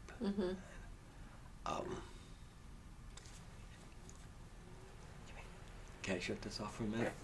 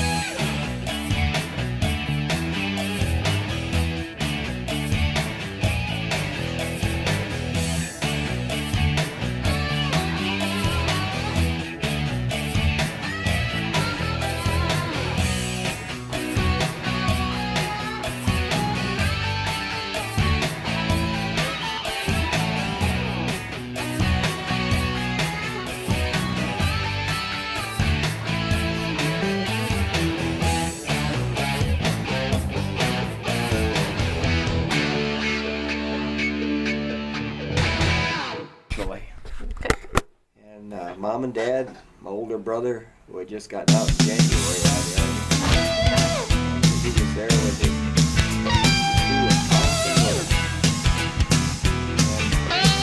yeah, a little hugging and kissing for a little bit, and then he hands me the keys. You know, Walt, you don't know how many hours I've not had any sleep. You're trusting me with your car. With my whole family and everything. Oh, God. But I drove, I think I drove over to Frisch's. We got out of the airport, got into Perrysburg there was a Frisch's just before the turnpike. Right. And I said, anybody else here hungry? Oh, yeah, well, let's go to Frisch's. Yeah, okay. So I think I'll let somebody else drive home from Frisch's, but I got to drive that far. It was, you know, my brother Walt, he's my older brother. Him and I got along kind of like cats and dogs all our lives, but I don't think anybody wants to say anything bad about him in front of me. But, or him, the other way around. I think we'd have defended each other, but when we're just the two of us, we had a little problem communicating, and we squabbled. We could work together, but don't get anything started where we have to start talking too much. Right. You know? Because it's going to bring up somebody's bad feelings. Conversation to a minimum. Yeah, let's just go do this. Let's just put the tractor back together and Yeah. and we'll think about the tractor. We don't think about the personality conflicts. Right. I had two younger brothers, and well, we had two younger brothers. I had a big older brother. I always wanted to go with him wherever he went, you know. Mm-hmm. But he didn't really care. Got into that idea. Yeah. I don't know. But oh, I miss Walt. We didn't get along really well, but when we did, You were brothers. We were brothers, no matter what. Mm-hmm. And I think I got one letter from him the whole time I was in NAM. Really? Yeah, he was something about stay away from them women downtown. They got diseases. They got diseases. They don't even have names down there yet. I remember you telling me that. That is funny. See, now that's some brotherly advice. Yeah, that was good advice, Walt. Thanks. He says, I hear they got diseases. They don't even have names. Wow. That is probably true. Yeah. Oh. So what'd you do after you got back? Did Well, you go to school, go to work? when I first got back, my younger brother Marv, who was about to be drafted, didn't know it, sat with me and we talked round the clock all night long. And then I went to sleep. I think I slept round the clock after that. But I started eating real food again.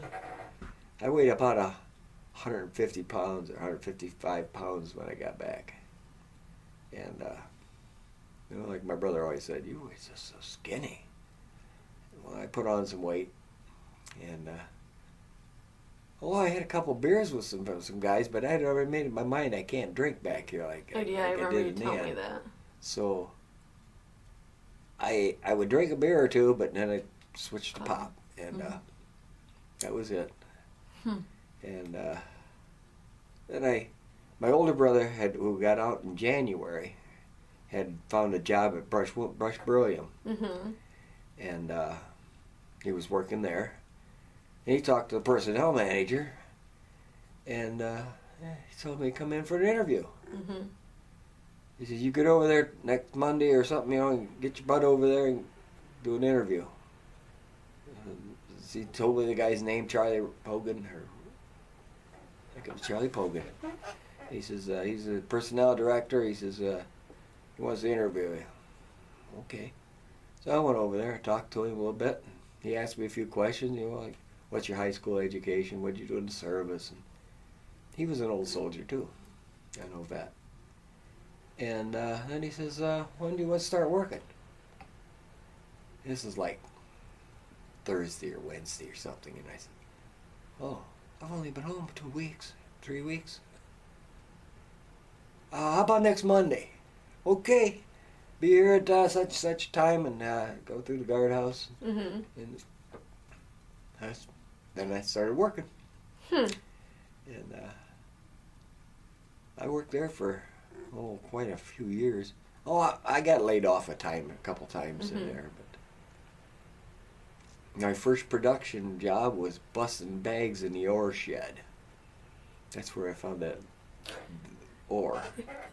They had bags coming in from Brazil, barrels from Africa, and different places. They had ore comes in great big bags on skids. Okay. You had to open them up, and they dump them on the floor, get all the sticks and bags, burlap out of it. And then they would burn this. They would scoop this up with a payloader, put it in a hopper, and it would go into a barrel furnace where they burnt it. They melted it. It came out liquid. It was an arc furnace type thing. Got really hot, and that would break down the beryllium and separate it from the stuff. They made it into come out when they poured that. They poured through a stream of water, and it would shatter into little tiny fret. They called it. And you don't want to get this in your clothes because it's just like little prickers. Yeah. And that's what my first job production there was, and, just dumping them bags. Now you got married then after you came back? Well, yeah, I was 2 years later. I popped the question. Well, how the heck was it? My younger brother got drafted, and then he had a boil on his knee down at Fort Knox. Yeah, I remember him telling me about that. And he had a lot of problems with that. And he got through his basic training. He was coming home. Well, Mom and Dad had gone to the airport to pick him up, and me and my girlfriend were sitting there on the couch waiting for them to get back because I had worked that day, so I didn't get to go with them. Mm-hmm. So I went over and picked her up, and we were waiting for my brother to come home. And we were sitting there fooling around, and I says, what would you say if I asked you to marry me? And she just said, well, you have to try it and find out. And so, thump, the pillow went down on the floor, and I got down on one knee right in front of her, and she started laughing. And I asked her, I said, will you marry me? And she just laughed. And finally, I says, hey, yes or no? And yeah, so that's the day I got engaged. My brother came home. I was just in a really good mood at the time. Right. And she took advantage of me. Oh, how dare she? The brute. Aww. Well, that was how we got engaged. Now, when Marv went over, and then he said, he got injured. Can you talk about how you guys were notified about that? Oh yeah. Well, it just happened that I was off at home. We all lived there at home, and except I don't know if Walt was married yet. No, we were all living at home yet, I guess, at the time. And Walt and I were on different shifts, I think. Mm-hmm. But working in the same place. And I was out moving wagons or something in the yard. And I look up and I look down the road, and there's a yellow taxi cab coming down the road. And I'm thinking, well, this guy's lost. Cabs don't come down. We're 3.5 miles out of Elmore, 8 miles or 10 miles from Fremont, out in the middle of nowhere. You don't see cabs out there. Then I'm thinking, well, he's got to come in here and ask for directions. So I just sat there on a tractor, and of course he did pull in the driveway. And he's asking for my folks. And I said, well, yeah, I'm their son. What can I do for you? And he says, I have a telegram. And now I'm thinking this ain't good. So I had to sign for the telegram or accept it, somehow. Or I think I had to sign something to take the telegram. And I think Mom was shopping. I think Dad was working on the turnpike. And so it just left me and my younger brother Roger, who was in school. And he's in school. I'm the only one in the yard at the time. And well, I don't know if I think I opened a telegram, and I don't read my parents' mails, but the telegram was something different. I couldn't resist opening that one. I had to find out what was going on. And it's all it said was, dear Mr. and Mrs. Haar, your son was injured in I don't know if they said Vietnam or in a combat situation or something, and if you want to get more information, call the Red Cross, et cetera, and it basically said nothing. It just said he's hurt. And so as folks come home and stuff, they all got that telegram, and they all looked at it, and they were on the phone to the Red Cross and trying to find out more information. Before the Red Cross could get back to us and tell us anything, we get a letter from my brother. He says, disregard anything you got in the mail because I threw a hand grenade out, it got caught in a bush, and part of it came back and nicked my arm. He says, I didn't even put stitches in it, I think he said. I just took a chunk out of my arm, and I was back in combat, or back in my unit the next day, no problem. Mm-hmm. So we're all going, whew, we missed the bullet, dodged the bullet. Well, 2 weeks later, weird situation, I'm out there in the driveway again. There's another cab coming down the road. And so now I'm really apprehensive. I think I was on a tractor. I shut the tractor off and got down off of it. But just, what am I going to do here? You know, and he comes in the driveway, and it's the same taxi driver, I think. And I get that, and basically it says something about your son was injured in a traumatic amputation. And the information about getting a hold of the Red Cross for more information. And yeah. Oh, God. When he got drafted, I wanted to do my tour all over again just to save him. But I couldn't do that. You know, they wouldn't allow that. But I'd rather gone back to NAM and done another whole goddamn year over there and see what him go. I didn't want my brothers going, I guess. And well, we had a whole Red Cross in this, and he ended up, he was in Japan somewhere. They evacuated him to Japan after they stabilized him, and he was in the hospital over there. And somebody wrote a letter for him, sent it back, and he kind of explained what happened a little bit. And Red Cross, of course, wasn't much help. You know, they don't know anything until somebody tells them. You know. Mm-hmm. They could ask the right people the right questions, and they find out something for you, but it takes time. And I don't know how long he was in Japan. Quite a while, until they got infections and everything under control and stabilized him really well. And then they sent him to Walter Reed Hospital. How to describe Walter Reed Hospital? It's kind of like the old wooden army barracks. It's decrepit, and it looks, you know, this doesn't look sanitary. It's old, and you wonder if anybody's getting any real good treatment here at all. You know, just first impressions. You look at the place and you think, oh my God, mm-hmm. This is some kind of old sanitarium or something. But we got in there.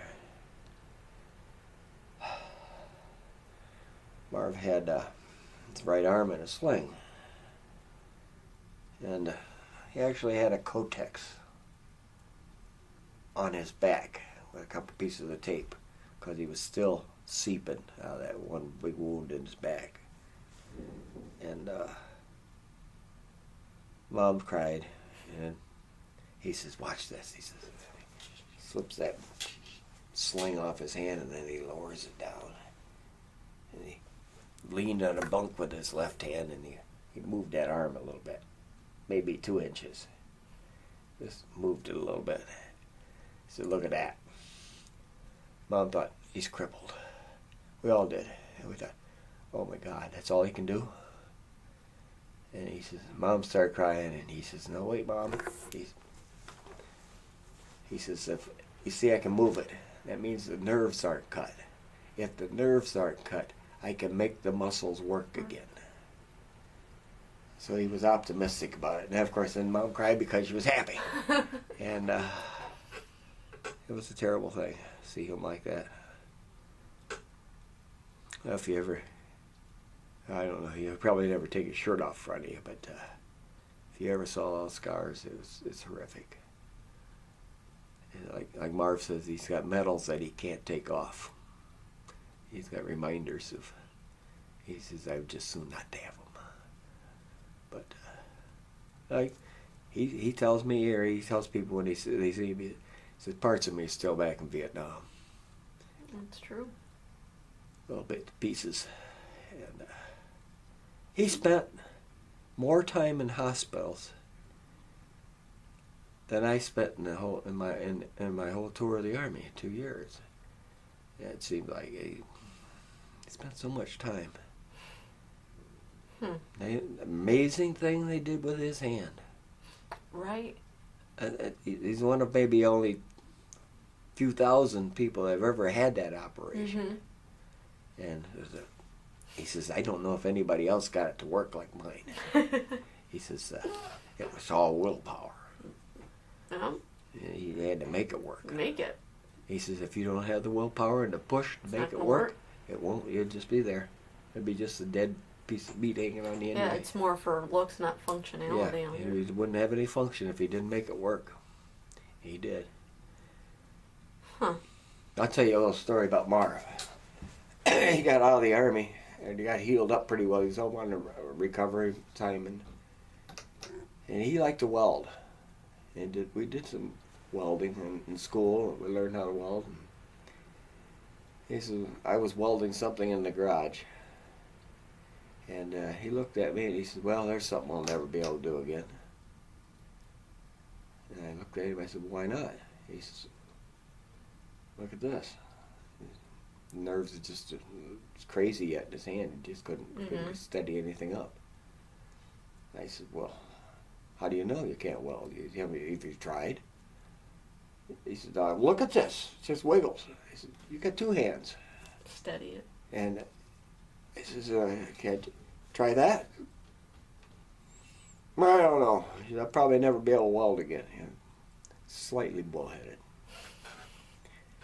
I said, well, okay. Don't ever try again. I says, you're probably right. You're just a loser. You probably can't do it. Now he's mad at me. Imagine that. Just what I wanted. And so, he said, what do you mean? I says, well, I don't think you can do it. I says, you're just wimping out, but that's okay. Just go ahead and wimp out. You don't even want to try. You're right. You won't be able to do it. And I walked away. And I'm thinking, is this the right tack? Mm-hmm. Yeah, you could just see the hurt in his face, the anger. And thinking, I shouldn't have said that. That's not a way of encouraging, is it? Yeah. Well, a little while later, I look out toward the garage and I see this bright light flashing out there. He's arc welding. Trying to. Well, he put a couple pieces of metal together and a vise, and then he tried welding on them, and of course it wasn't coming out very well. And he come out and threw it on the ground and cussed and mumbled, and he said, that ain't gonna work. I said, yeah, you're probably right. You only tried once, but that's okay. Just let it go. I'll weld stuff for you. He says, something about crochet welds that you do. You know, he's a perfectionist, so Yeah. if there's one bubble in it, it's crochet weld. But, anyway, next day or so, he gets a couple pieces of iron. He's out there piddling around. He says, well, the way you test the weld is that you bend the metal on either side of it. Put one part in the vise and you put a wrench on the other part and you see if you can break it. Mm-hmm. Well, he has a couple pieces of iron stuck together and it didn't look too bad. It was a crochet weld. But it was... It was stuck together. And so, he get up there and he puts a hammer to it, and of course eventually he can break it. Okay. But a few days later he's back out trying again. And pretty soon he comes up with one you can't break. And I'm sitting there grinning the hell out of myself. You pulled the right tack on him. You got him mad. He's gonna do it, and he did it. Good. And now he's really progressed since all the healing and everything. He's got a MIG welder, and he can weld anything. And it just looks like it came right out of the factory. Wow. And if it doesn't, he'll go back and fix it and make it sure look. it does. He's a perfectionist when it comes to welding. He can weld anything. Huh. You break a car apart, a tie rod or something Yeah. like that, he put her back together. Huh. And he can weld. Right now we've got to deal with a neighbor. Had this flow pipe from all the old oil wells. Oh, okay. We used to connect them all and put them so they could pump the oil to a tank. Right. Well, it's just laid out there in the ground for about 100 years. But you can make all kinds of things out of that. The other day he brought me a pair of sawhorses that you could set a car on. Oh my gosh. He made a pair of sawhorses for himself, and then he says, "I'll wake them up, but you got to paint them." He said, "I'd hate painting." That sounds like him. Yeah. But, Aw. I worked at Brush for, I don't know, a couple of years there, and then Marv came home from the Army, or from basic training in 69, I guess it was. 68, somewhere in there. And I proposed to my wife, and we got married. Don't ask me the exact date. I won't. May 31st, I think. I won't incriminate you. I have no memory for dates. I know her birthday and mine. That's about it. There you go. But we got married and had a good. So we had 3 children. A house. Well, looking back at it, does it, would you do it again? Vietnam. Well, I'd hate it, but I probably would. Somebody has to go defend the world. And I don't know why the United States has to be the one, but we seem to be the protector of the world. Mm-hmm. A point I want to make is, we live in a democracy. Mm-hmm. Well, it's maybe not the perfect democracy, but we live in a democracy. But military service is not a democracy. When you're when you're working for Uncle, he owns you. He tells you when to go to sleep, when to get up, where to go and where you can't go, and what to do. Mm-hmm. And all you can say is, "Yes, sir." You can say no, but you better put "sir" on the end of that. There's you can call somebody a son of a bitch, sir. You can call them anything you want as long as you put that "sir" on the back. But the best way to call them names is don't open your mouth. You just think, you think it. Because if you open your mouth, it puts something bad in their ears and they remember. Sure do. I remember a time in Monterey. I had just come back. This is getting way off the subject, but before Vietnam, I was in the outfit in Monterey, California, Fort Ord, at Combat Development Command. Okay. And if it gets foggy in the mornings over there, Mm-hmm.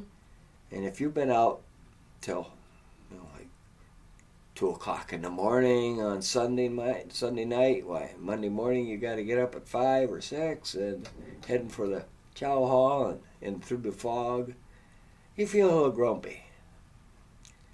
Maybe a little bit of a hangover. And so I'm going through the fog. First you had to get off your barracks, you had to orient yourself. Okay, the mess hall's right over there, diagonally across the street. So you hit into the fog, and now I can't see that table in front of me. You just hope for the curbs and the little landmarks along the way. Well, a shadow come by me, and it says, "Good morning." And smart mouth me says, "What the good about it?" And the voice says, "Wait a minute, what'd you say?" And like a dummy, I stopped. And I said, what the F good about it? And then he was right there in front of me, about this far away, and this gold eagle is on his collar. A full bird colonel. Oh my God. And I said, what the F's good about it, sir? It must have been funny as hell. But I snapped to and locked my heels and saluted. And he asked my name, my rank. Oh God. Walked around me and, that's no way to talk to an officer, blah, blah, blah, blah, blah, blah, blah, And, okay, the rest of the day I'm going to say, my CO's going to hear about this. I'm going to be on the carpet. I'm going to get, I'm really going to be in trouble. And so, I got to the mess hall. After I got disoriented, now I don't know which way the mess hall is. So I had to sit there and listen for the clanging of trays or something, and find my way again after he let me go. And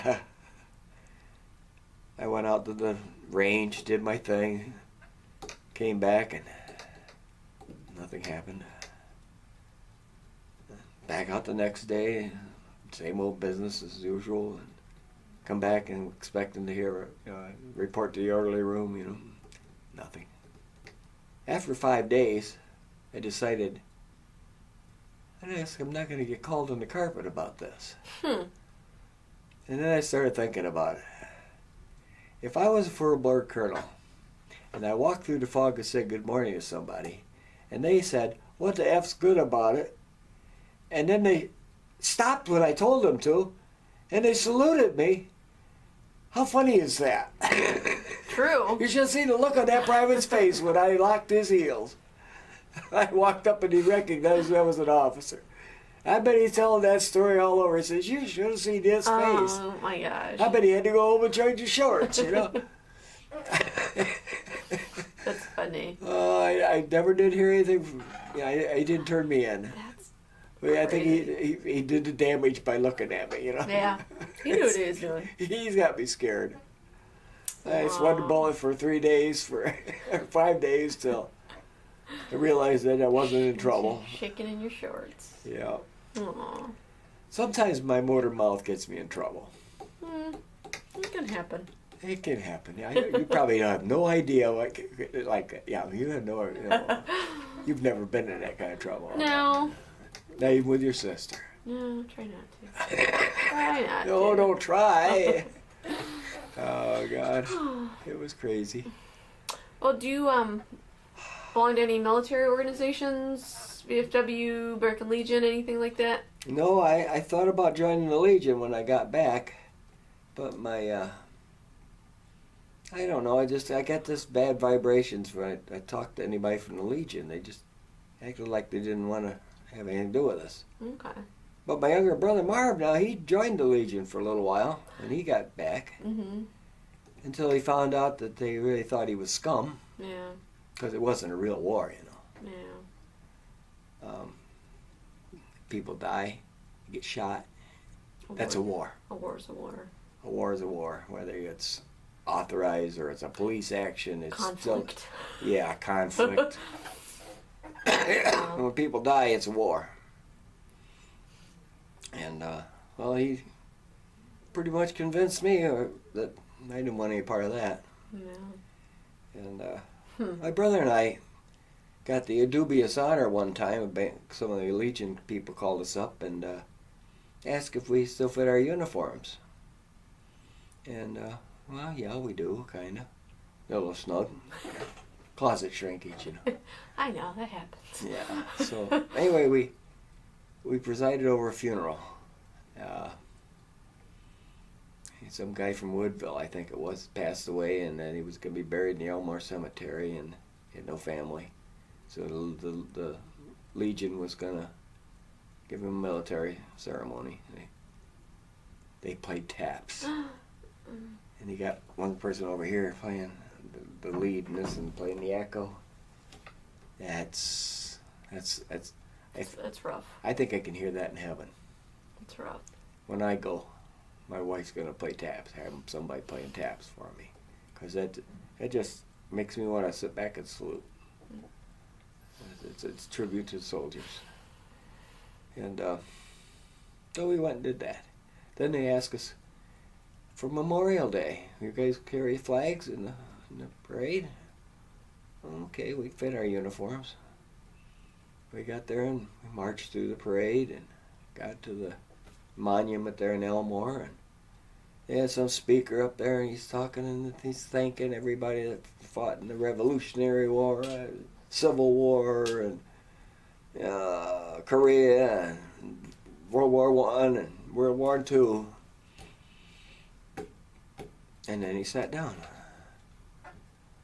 And my brother and I are just kind of, did he skip something there?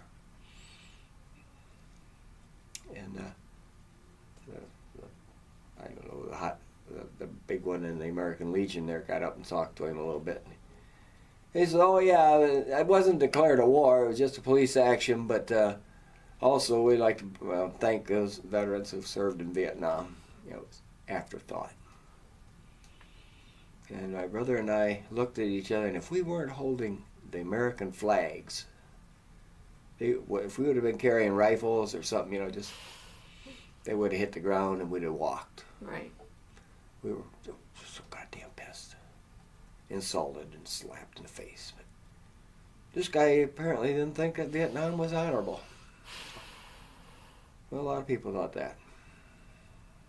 Hmm. Anyway, that was the last time we put on our uniforms. You think about Vietnam a lot? I'm not laughing. It just seems funny question. Yeah. Every day? Oh, I believe. Yeah. 'Cause I can't see that little girl's face, or I get a loud noise sometimes. There was times over at Brush where they had like furnace explosions and things. They make you want to jump down on the floor, become part of the furniture. Right. It's the worst ones are the ones that vibrate. You feel it before you actually hear it. Okay. You know, it doesn't. You just hear you got all of a sudden you got this boom vibration. Yeah. It tenses you right up, and or if you see a flash somewhere, Right. you squint and you listen for the boom. You know, an explosion happens. The flash is faster than the sound. Right. So you wait for that. So you get a flash, and you know it's like lightning. Flash You know what? boom. 1001, 1002. Boom. Yeah, boom. But, my little brother scared the living daylights out of me. I just got home, and I just slept 24/7, I just slept around the clock. And I got up, got dressed. Well, first it was, where am I? Right. Oh, okay, yeah. I'm home. I'm home. Yeah, I made it. Okay. Wipe the sweat off. Get dressed. Looking around upstairs there. My brothers are gone. Went downstairs. Hey, Mom, Dad, Raj, anybody? Nothing. House is empty. They went off and left me. So I just start out the back door. We have a back door, a little landing, 4 steps, I think, another landing, and then there's another door. It's like a hallway thing out there at the back of our house.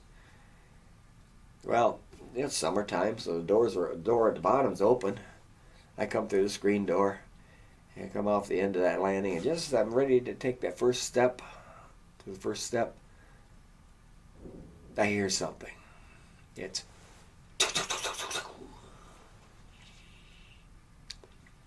sounds just like bullets coming overhead.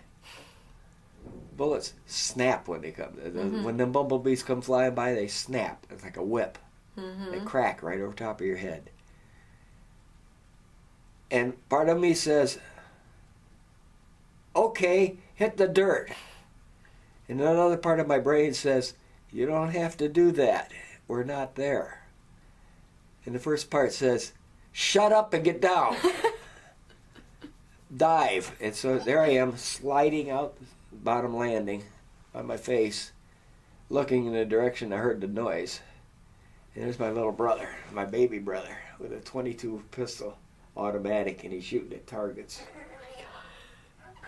And he looked at me. He said, what are you doing? Like, uh-oh, I'll never do that again. Something about my face scared him. And, I come up with, I got a little cement burn here, and a cement burn and a bump there, and he never did that again. It was just a .22, but it sounds just like incoming when you hear it. Instincts take over, they work really quick. It sticks with you. I never had to do much of that diving in NAM, but for some reason I did there. Yeah. It was a, I don't know what kind of a moment that was, but it was scary.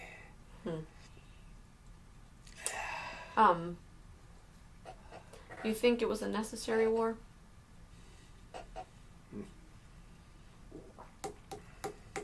Necessary.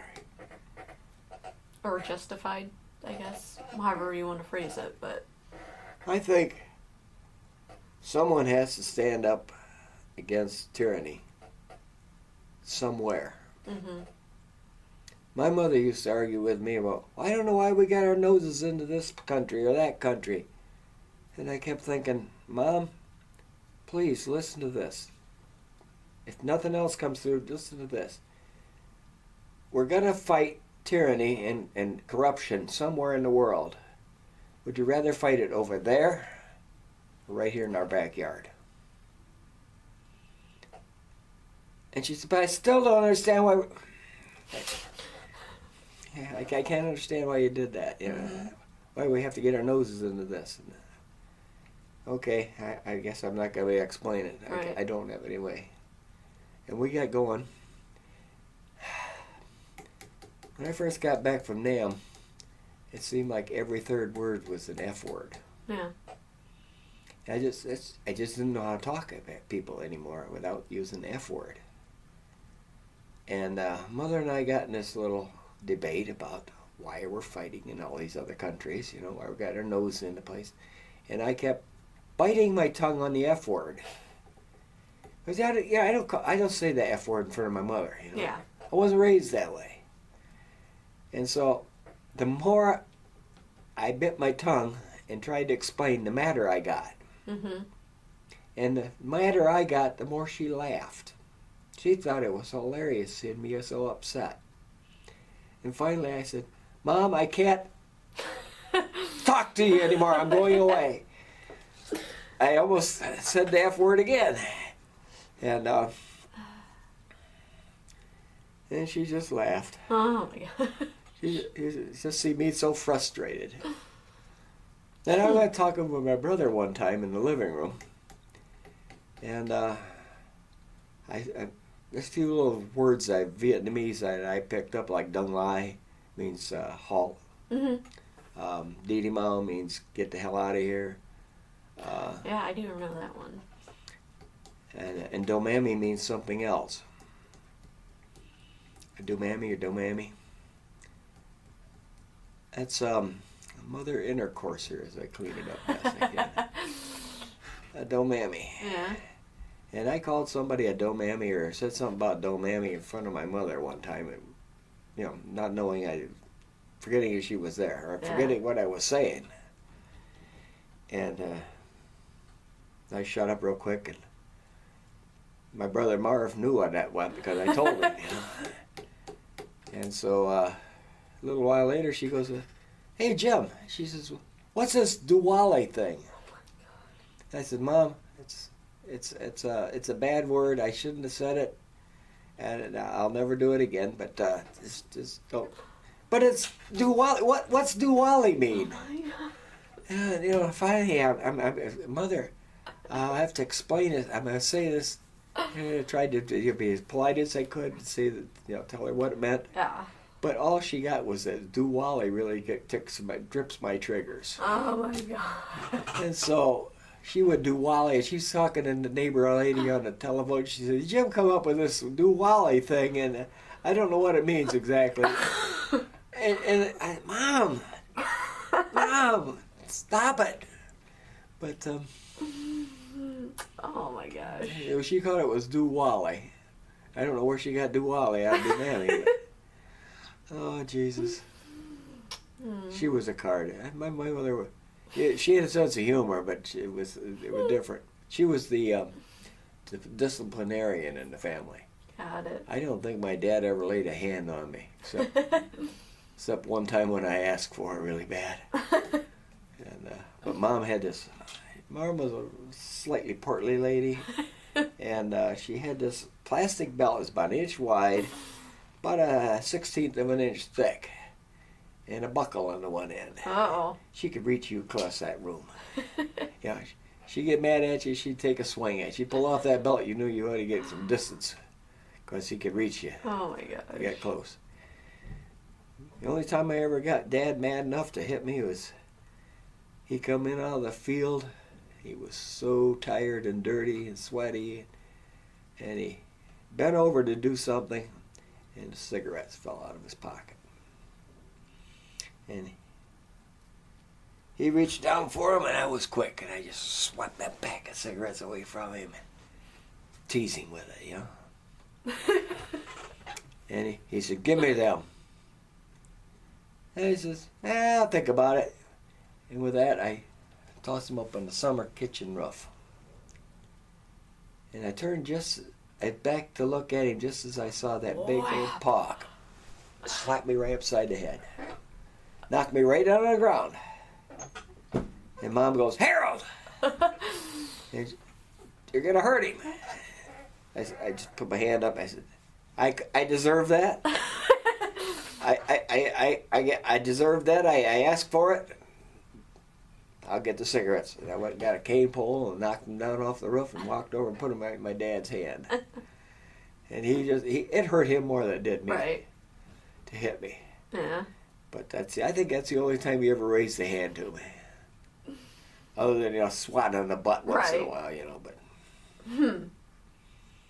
I didn't piss my old man off very often. I learned what he went through. Yeah.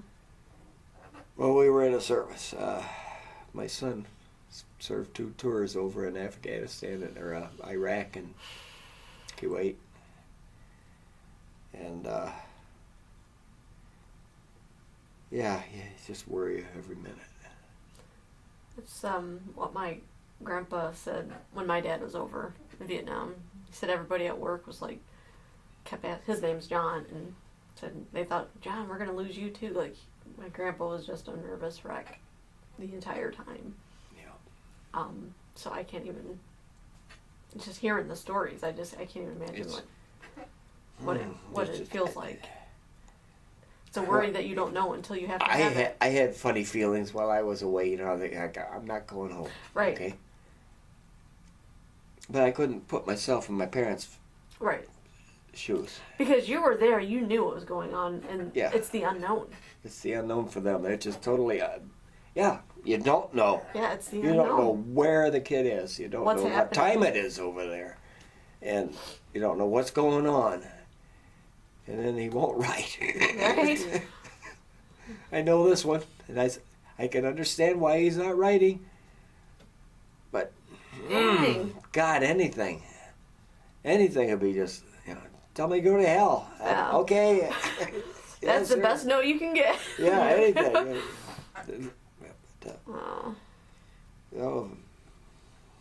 Just scary. Just wore you out.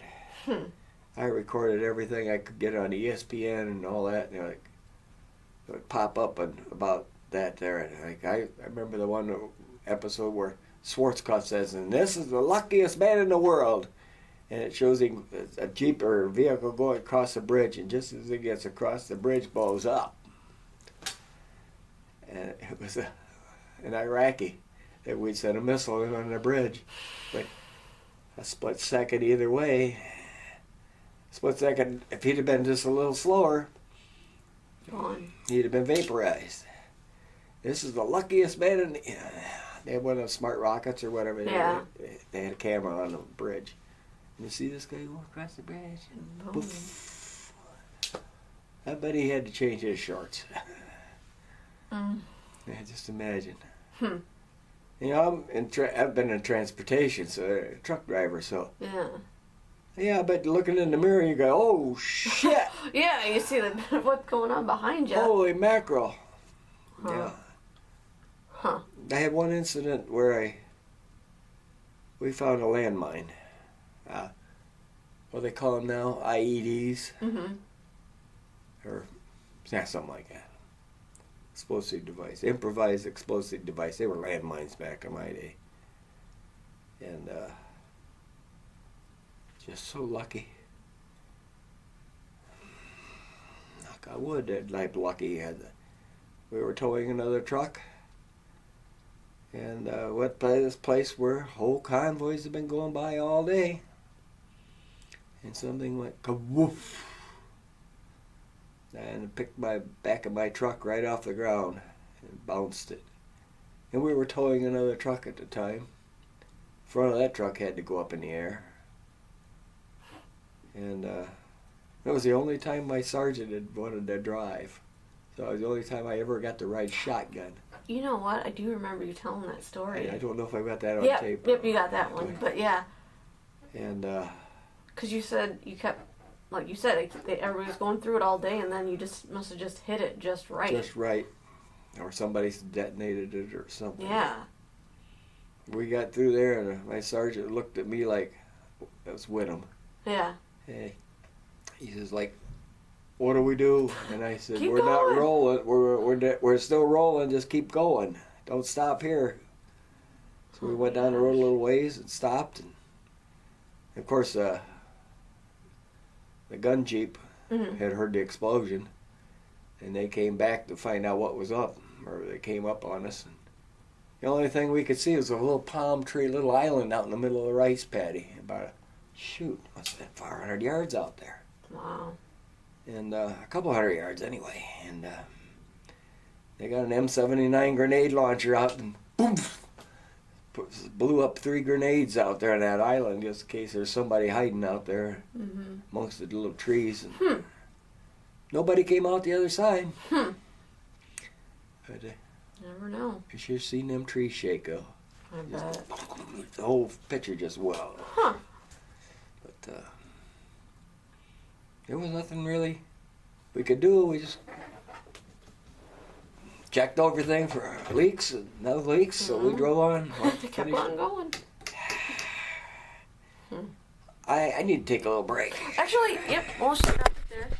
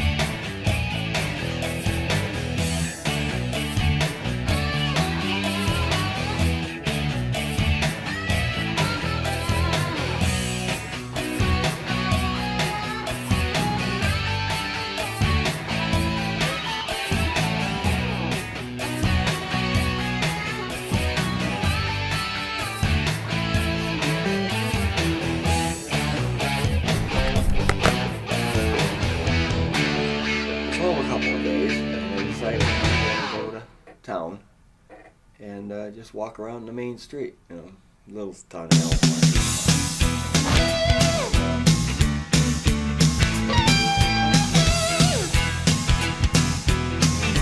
Shook hands. Hey, it's great to see you. Where you been the last couple of years? Well, and been in the Army. And last year I just got back from NAM, and it's a real awkward silence. And then he remembered an appointment he had someplace else. And I don't know if anybody in my class ever was in the service at the same time I was. It just didn't seem like it was. But and I've never gone back to check. It's like that was my first experience with somebody that an old classmate who knew me. We went through school for 12 years together, and apparently he didn't get drafted, but I did, and it just kind of, whoops, he doesn't really want to talk to me anymore. We don't have anything to talk about, because life went on while I was gone. Right. Life went on here. I was in a different dimension. My life was totally different than anything that was going on back home. I know my dad sometimes describes it as like it almost felt like a time warp. Yeah, that's a good way to describe it. Well, it's like there's alternate realities. Mm-hmm. I'm in this one. My family and the rest of the world back home here is in this world. But when I got back, it's assimilating back into their world. Yeah, things had changed back here. They weren't. It wasn't like, okay, I can just come home and everything's the same as it was. Mm-hmm.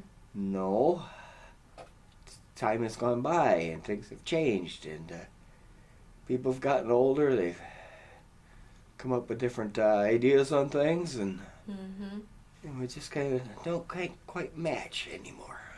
It's like we can't get quite in sync, be together. That was kind of strange. And then I ran into another guy who had dropped out of school. Mm-hmm. He was kind of maybe not a friendly guy or whatever.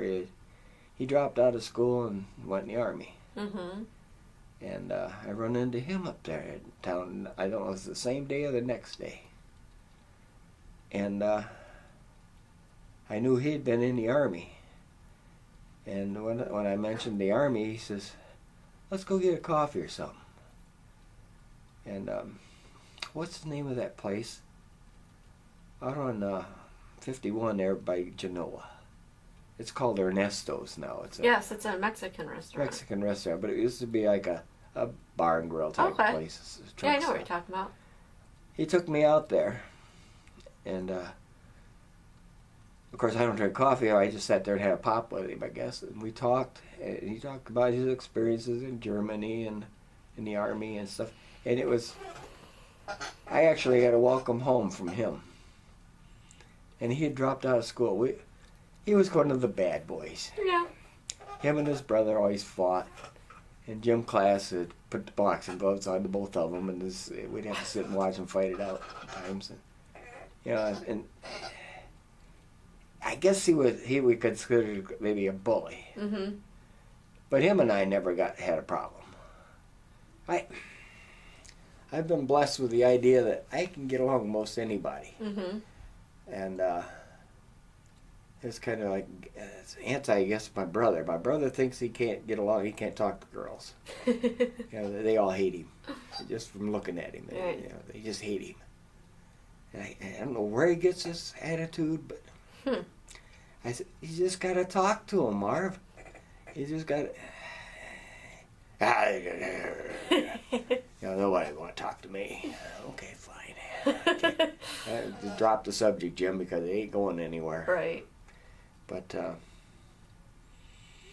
I've always been blessed with the idea, I walk into a crowd of people and start talking, and pretty soon I'm accepted right in. Like been there all along. Mm-hmm. Doesn't matter whether it's the upper crust or the lower ones. I get along with just about anybody. Mm-hmm. I've been snubbed a couple of times. People. Right. But needs them? I can do that to them too. So kiss me where the sun don't shine. If There you you don't go. Like me. You don't have to like me. But I had a guy come up at work one time, and somewhere somebody told him that they didn't like me and he wasn't going to like me either. Okay. Oh, so okay. And he said something to one of my co-workers that, pretty much along that line. And well, then we were sitting there having a little coffee break one time, and something came up about liking somebody or something, or getting along with somebody, and I said, some people think I'm an asshole. And he says, but you should be careful what you wish for, because I can be anything you want. You crap on me, I'll crap right on your back, You can have it any way. I could be your friend, or you can be your worst enemy. Just make up your own goddamn mind is what I was telling him. Don't listen to somebody else's bullshit. Right. And turned out we got to be pretty good friends. But at first, when he came to our department, he didn't think he was going to get along with me, because somebody else told him he didn't like me. And I wasn't. Yeah. I found out who it was. Oh, did you? And it all became very apparent. This guy has no respect for anybody with authority. Oh. And I had been a lead man for a while one time. Mm-hmm. And in fact, my lead man at the time, there was a conflict, asked me if I couldn't straighten this guy out because I get along with everybody, And I says, I ain't gonna get along with this guy unless I can if I can use a stick to get his attention. Yeah. The only way I'm gonna get his attention is to hit him over the head. And he won't let me hit him, will you? And he said, no. Oh. I said, I'm not gonna be able to get along with this guy. He's got an attitude, and so. But this other guy, he finally came around. There was one guy who was sure that I wasn't gonna get along with him, because he was hard of hearing. Mm-hmm. And I was training him on this Pontiac mill, and a big milling machine. And I don't know how other people train, but when I train somebody, I teach them everything. I want them to know as much as I know about it. Mm-hmm. And if they come up with a bright idea how to cut a corner somewhere, tell me about it. Even better. Yeah, even better. And many times they come up with this idea how to cut a corner, and I tell them how wrong it could be. What I've discovered already. It's all been, most of the stuff's been tried before. Right. And this guy, he would ask me a question. And of course it's noisy, and we're wearing respirators and face shields, and we have to finish out what we're doing and then go back outside or someplace and ask the question again so I can hear him and he can hear me. Mm-hmm. And I told him, he says, I was kind of afraid to ask questions because you never know how you're going to react. And I said, well, the dumbest question you can ask is the one that you don't ask. If you don't ask the question, I can't answer your question. Mm-hmm. And I want you to know everything about this machine that I know, and then we'll be on the same page. If I try to keep some kind of secret method or something from you, well, all it does is we're going to make scrap someplace. Somebody's going to have a problem, and then they're going to be mad at me because I didn't teach them the right way. Right. And I don't want that. Right. So I'm going to teach you just everything I know, and if you come up with another little idea or something, ask me, tell me, because I'm still open to suggestions, And it went on for a while, and after I retired, I think I ran into him, and he said, I first come up to that job, I didn't think you and I were going to get along. He's a definite anti-smoker, and I was a smoker. Yeah. And you couldn't even smoke in the same world with him. He was that passionate about it. But he says, when I first started working, I thought we was going to fight. We're going to have a problem, But you took your time and were so careful with getting to make sure that I knew how to run that damn machine back there. He says, it impressed me. Good. I said, well, I just did what I would want somebody to do to me. There you go. And that's the way I always was. I try to train people to work with me, not against me, you know. And we don't have to fight. It's a team. You don't have to. Like I told that guy that was thinking he's going to hate me, or we were going to get along, not going to get along. I says, I can get along with anybody. I'll get you anywhere. And we don't have to like each other. No. I said, we just got to work together. Yeah. We got to do this job together. But it would be nice if we both liked each other, but if we don't, It's not required. It's not required. It's not necessary. And well, we that smoothed things out. The look on his face when I said something about some people think I'm an asshole. Like, oh, somebody told. Some people. And now he's gonna jump me. He's gonna put the knife in my back, and I didn't do it. I didn't let him have it that way. I think of Vietnam just, well, it's just an everyday thing. Yeah. It's like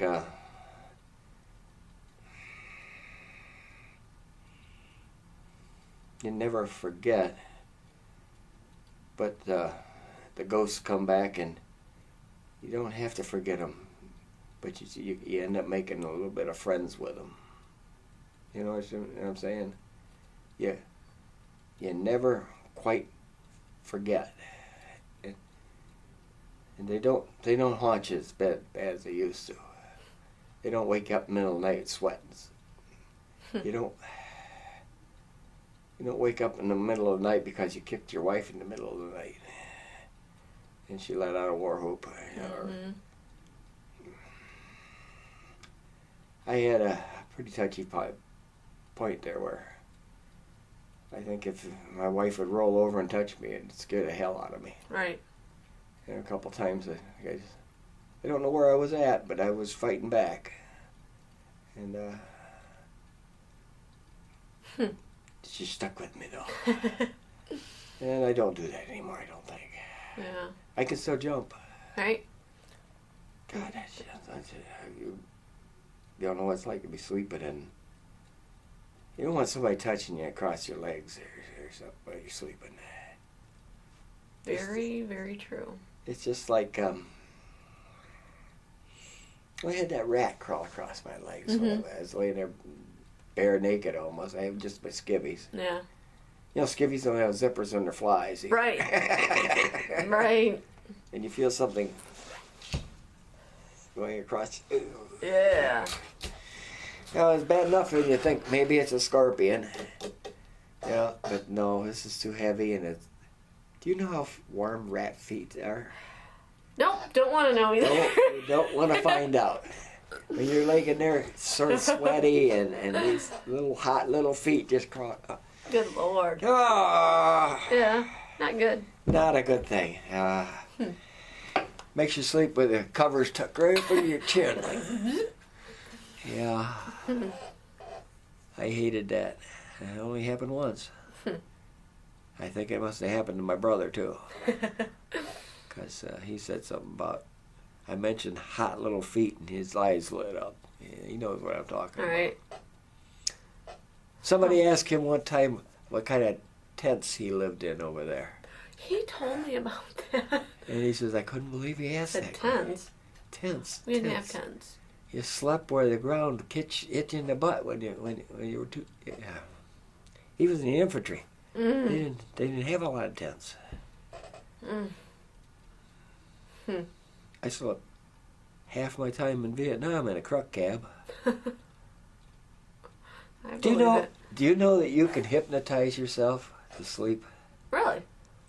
Yep. You can. If you've got maybe 10 minutes, you can fall asleep in one. You just.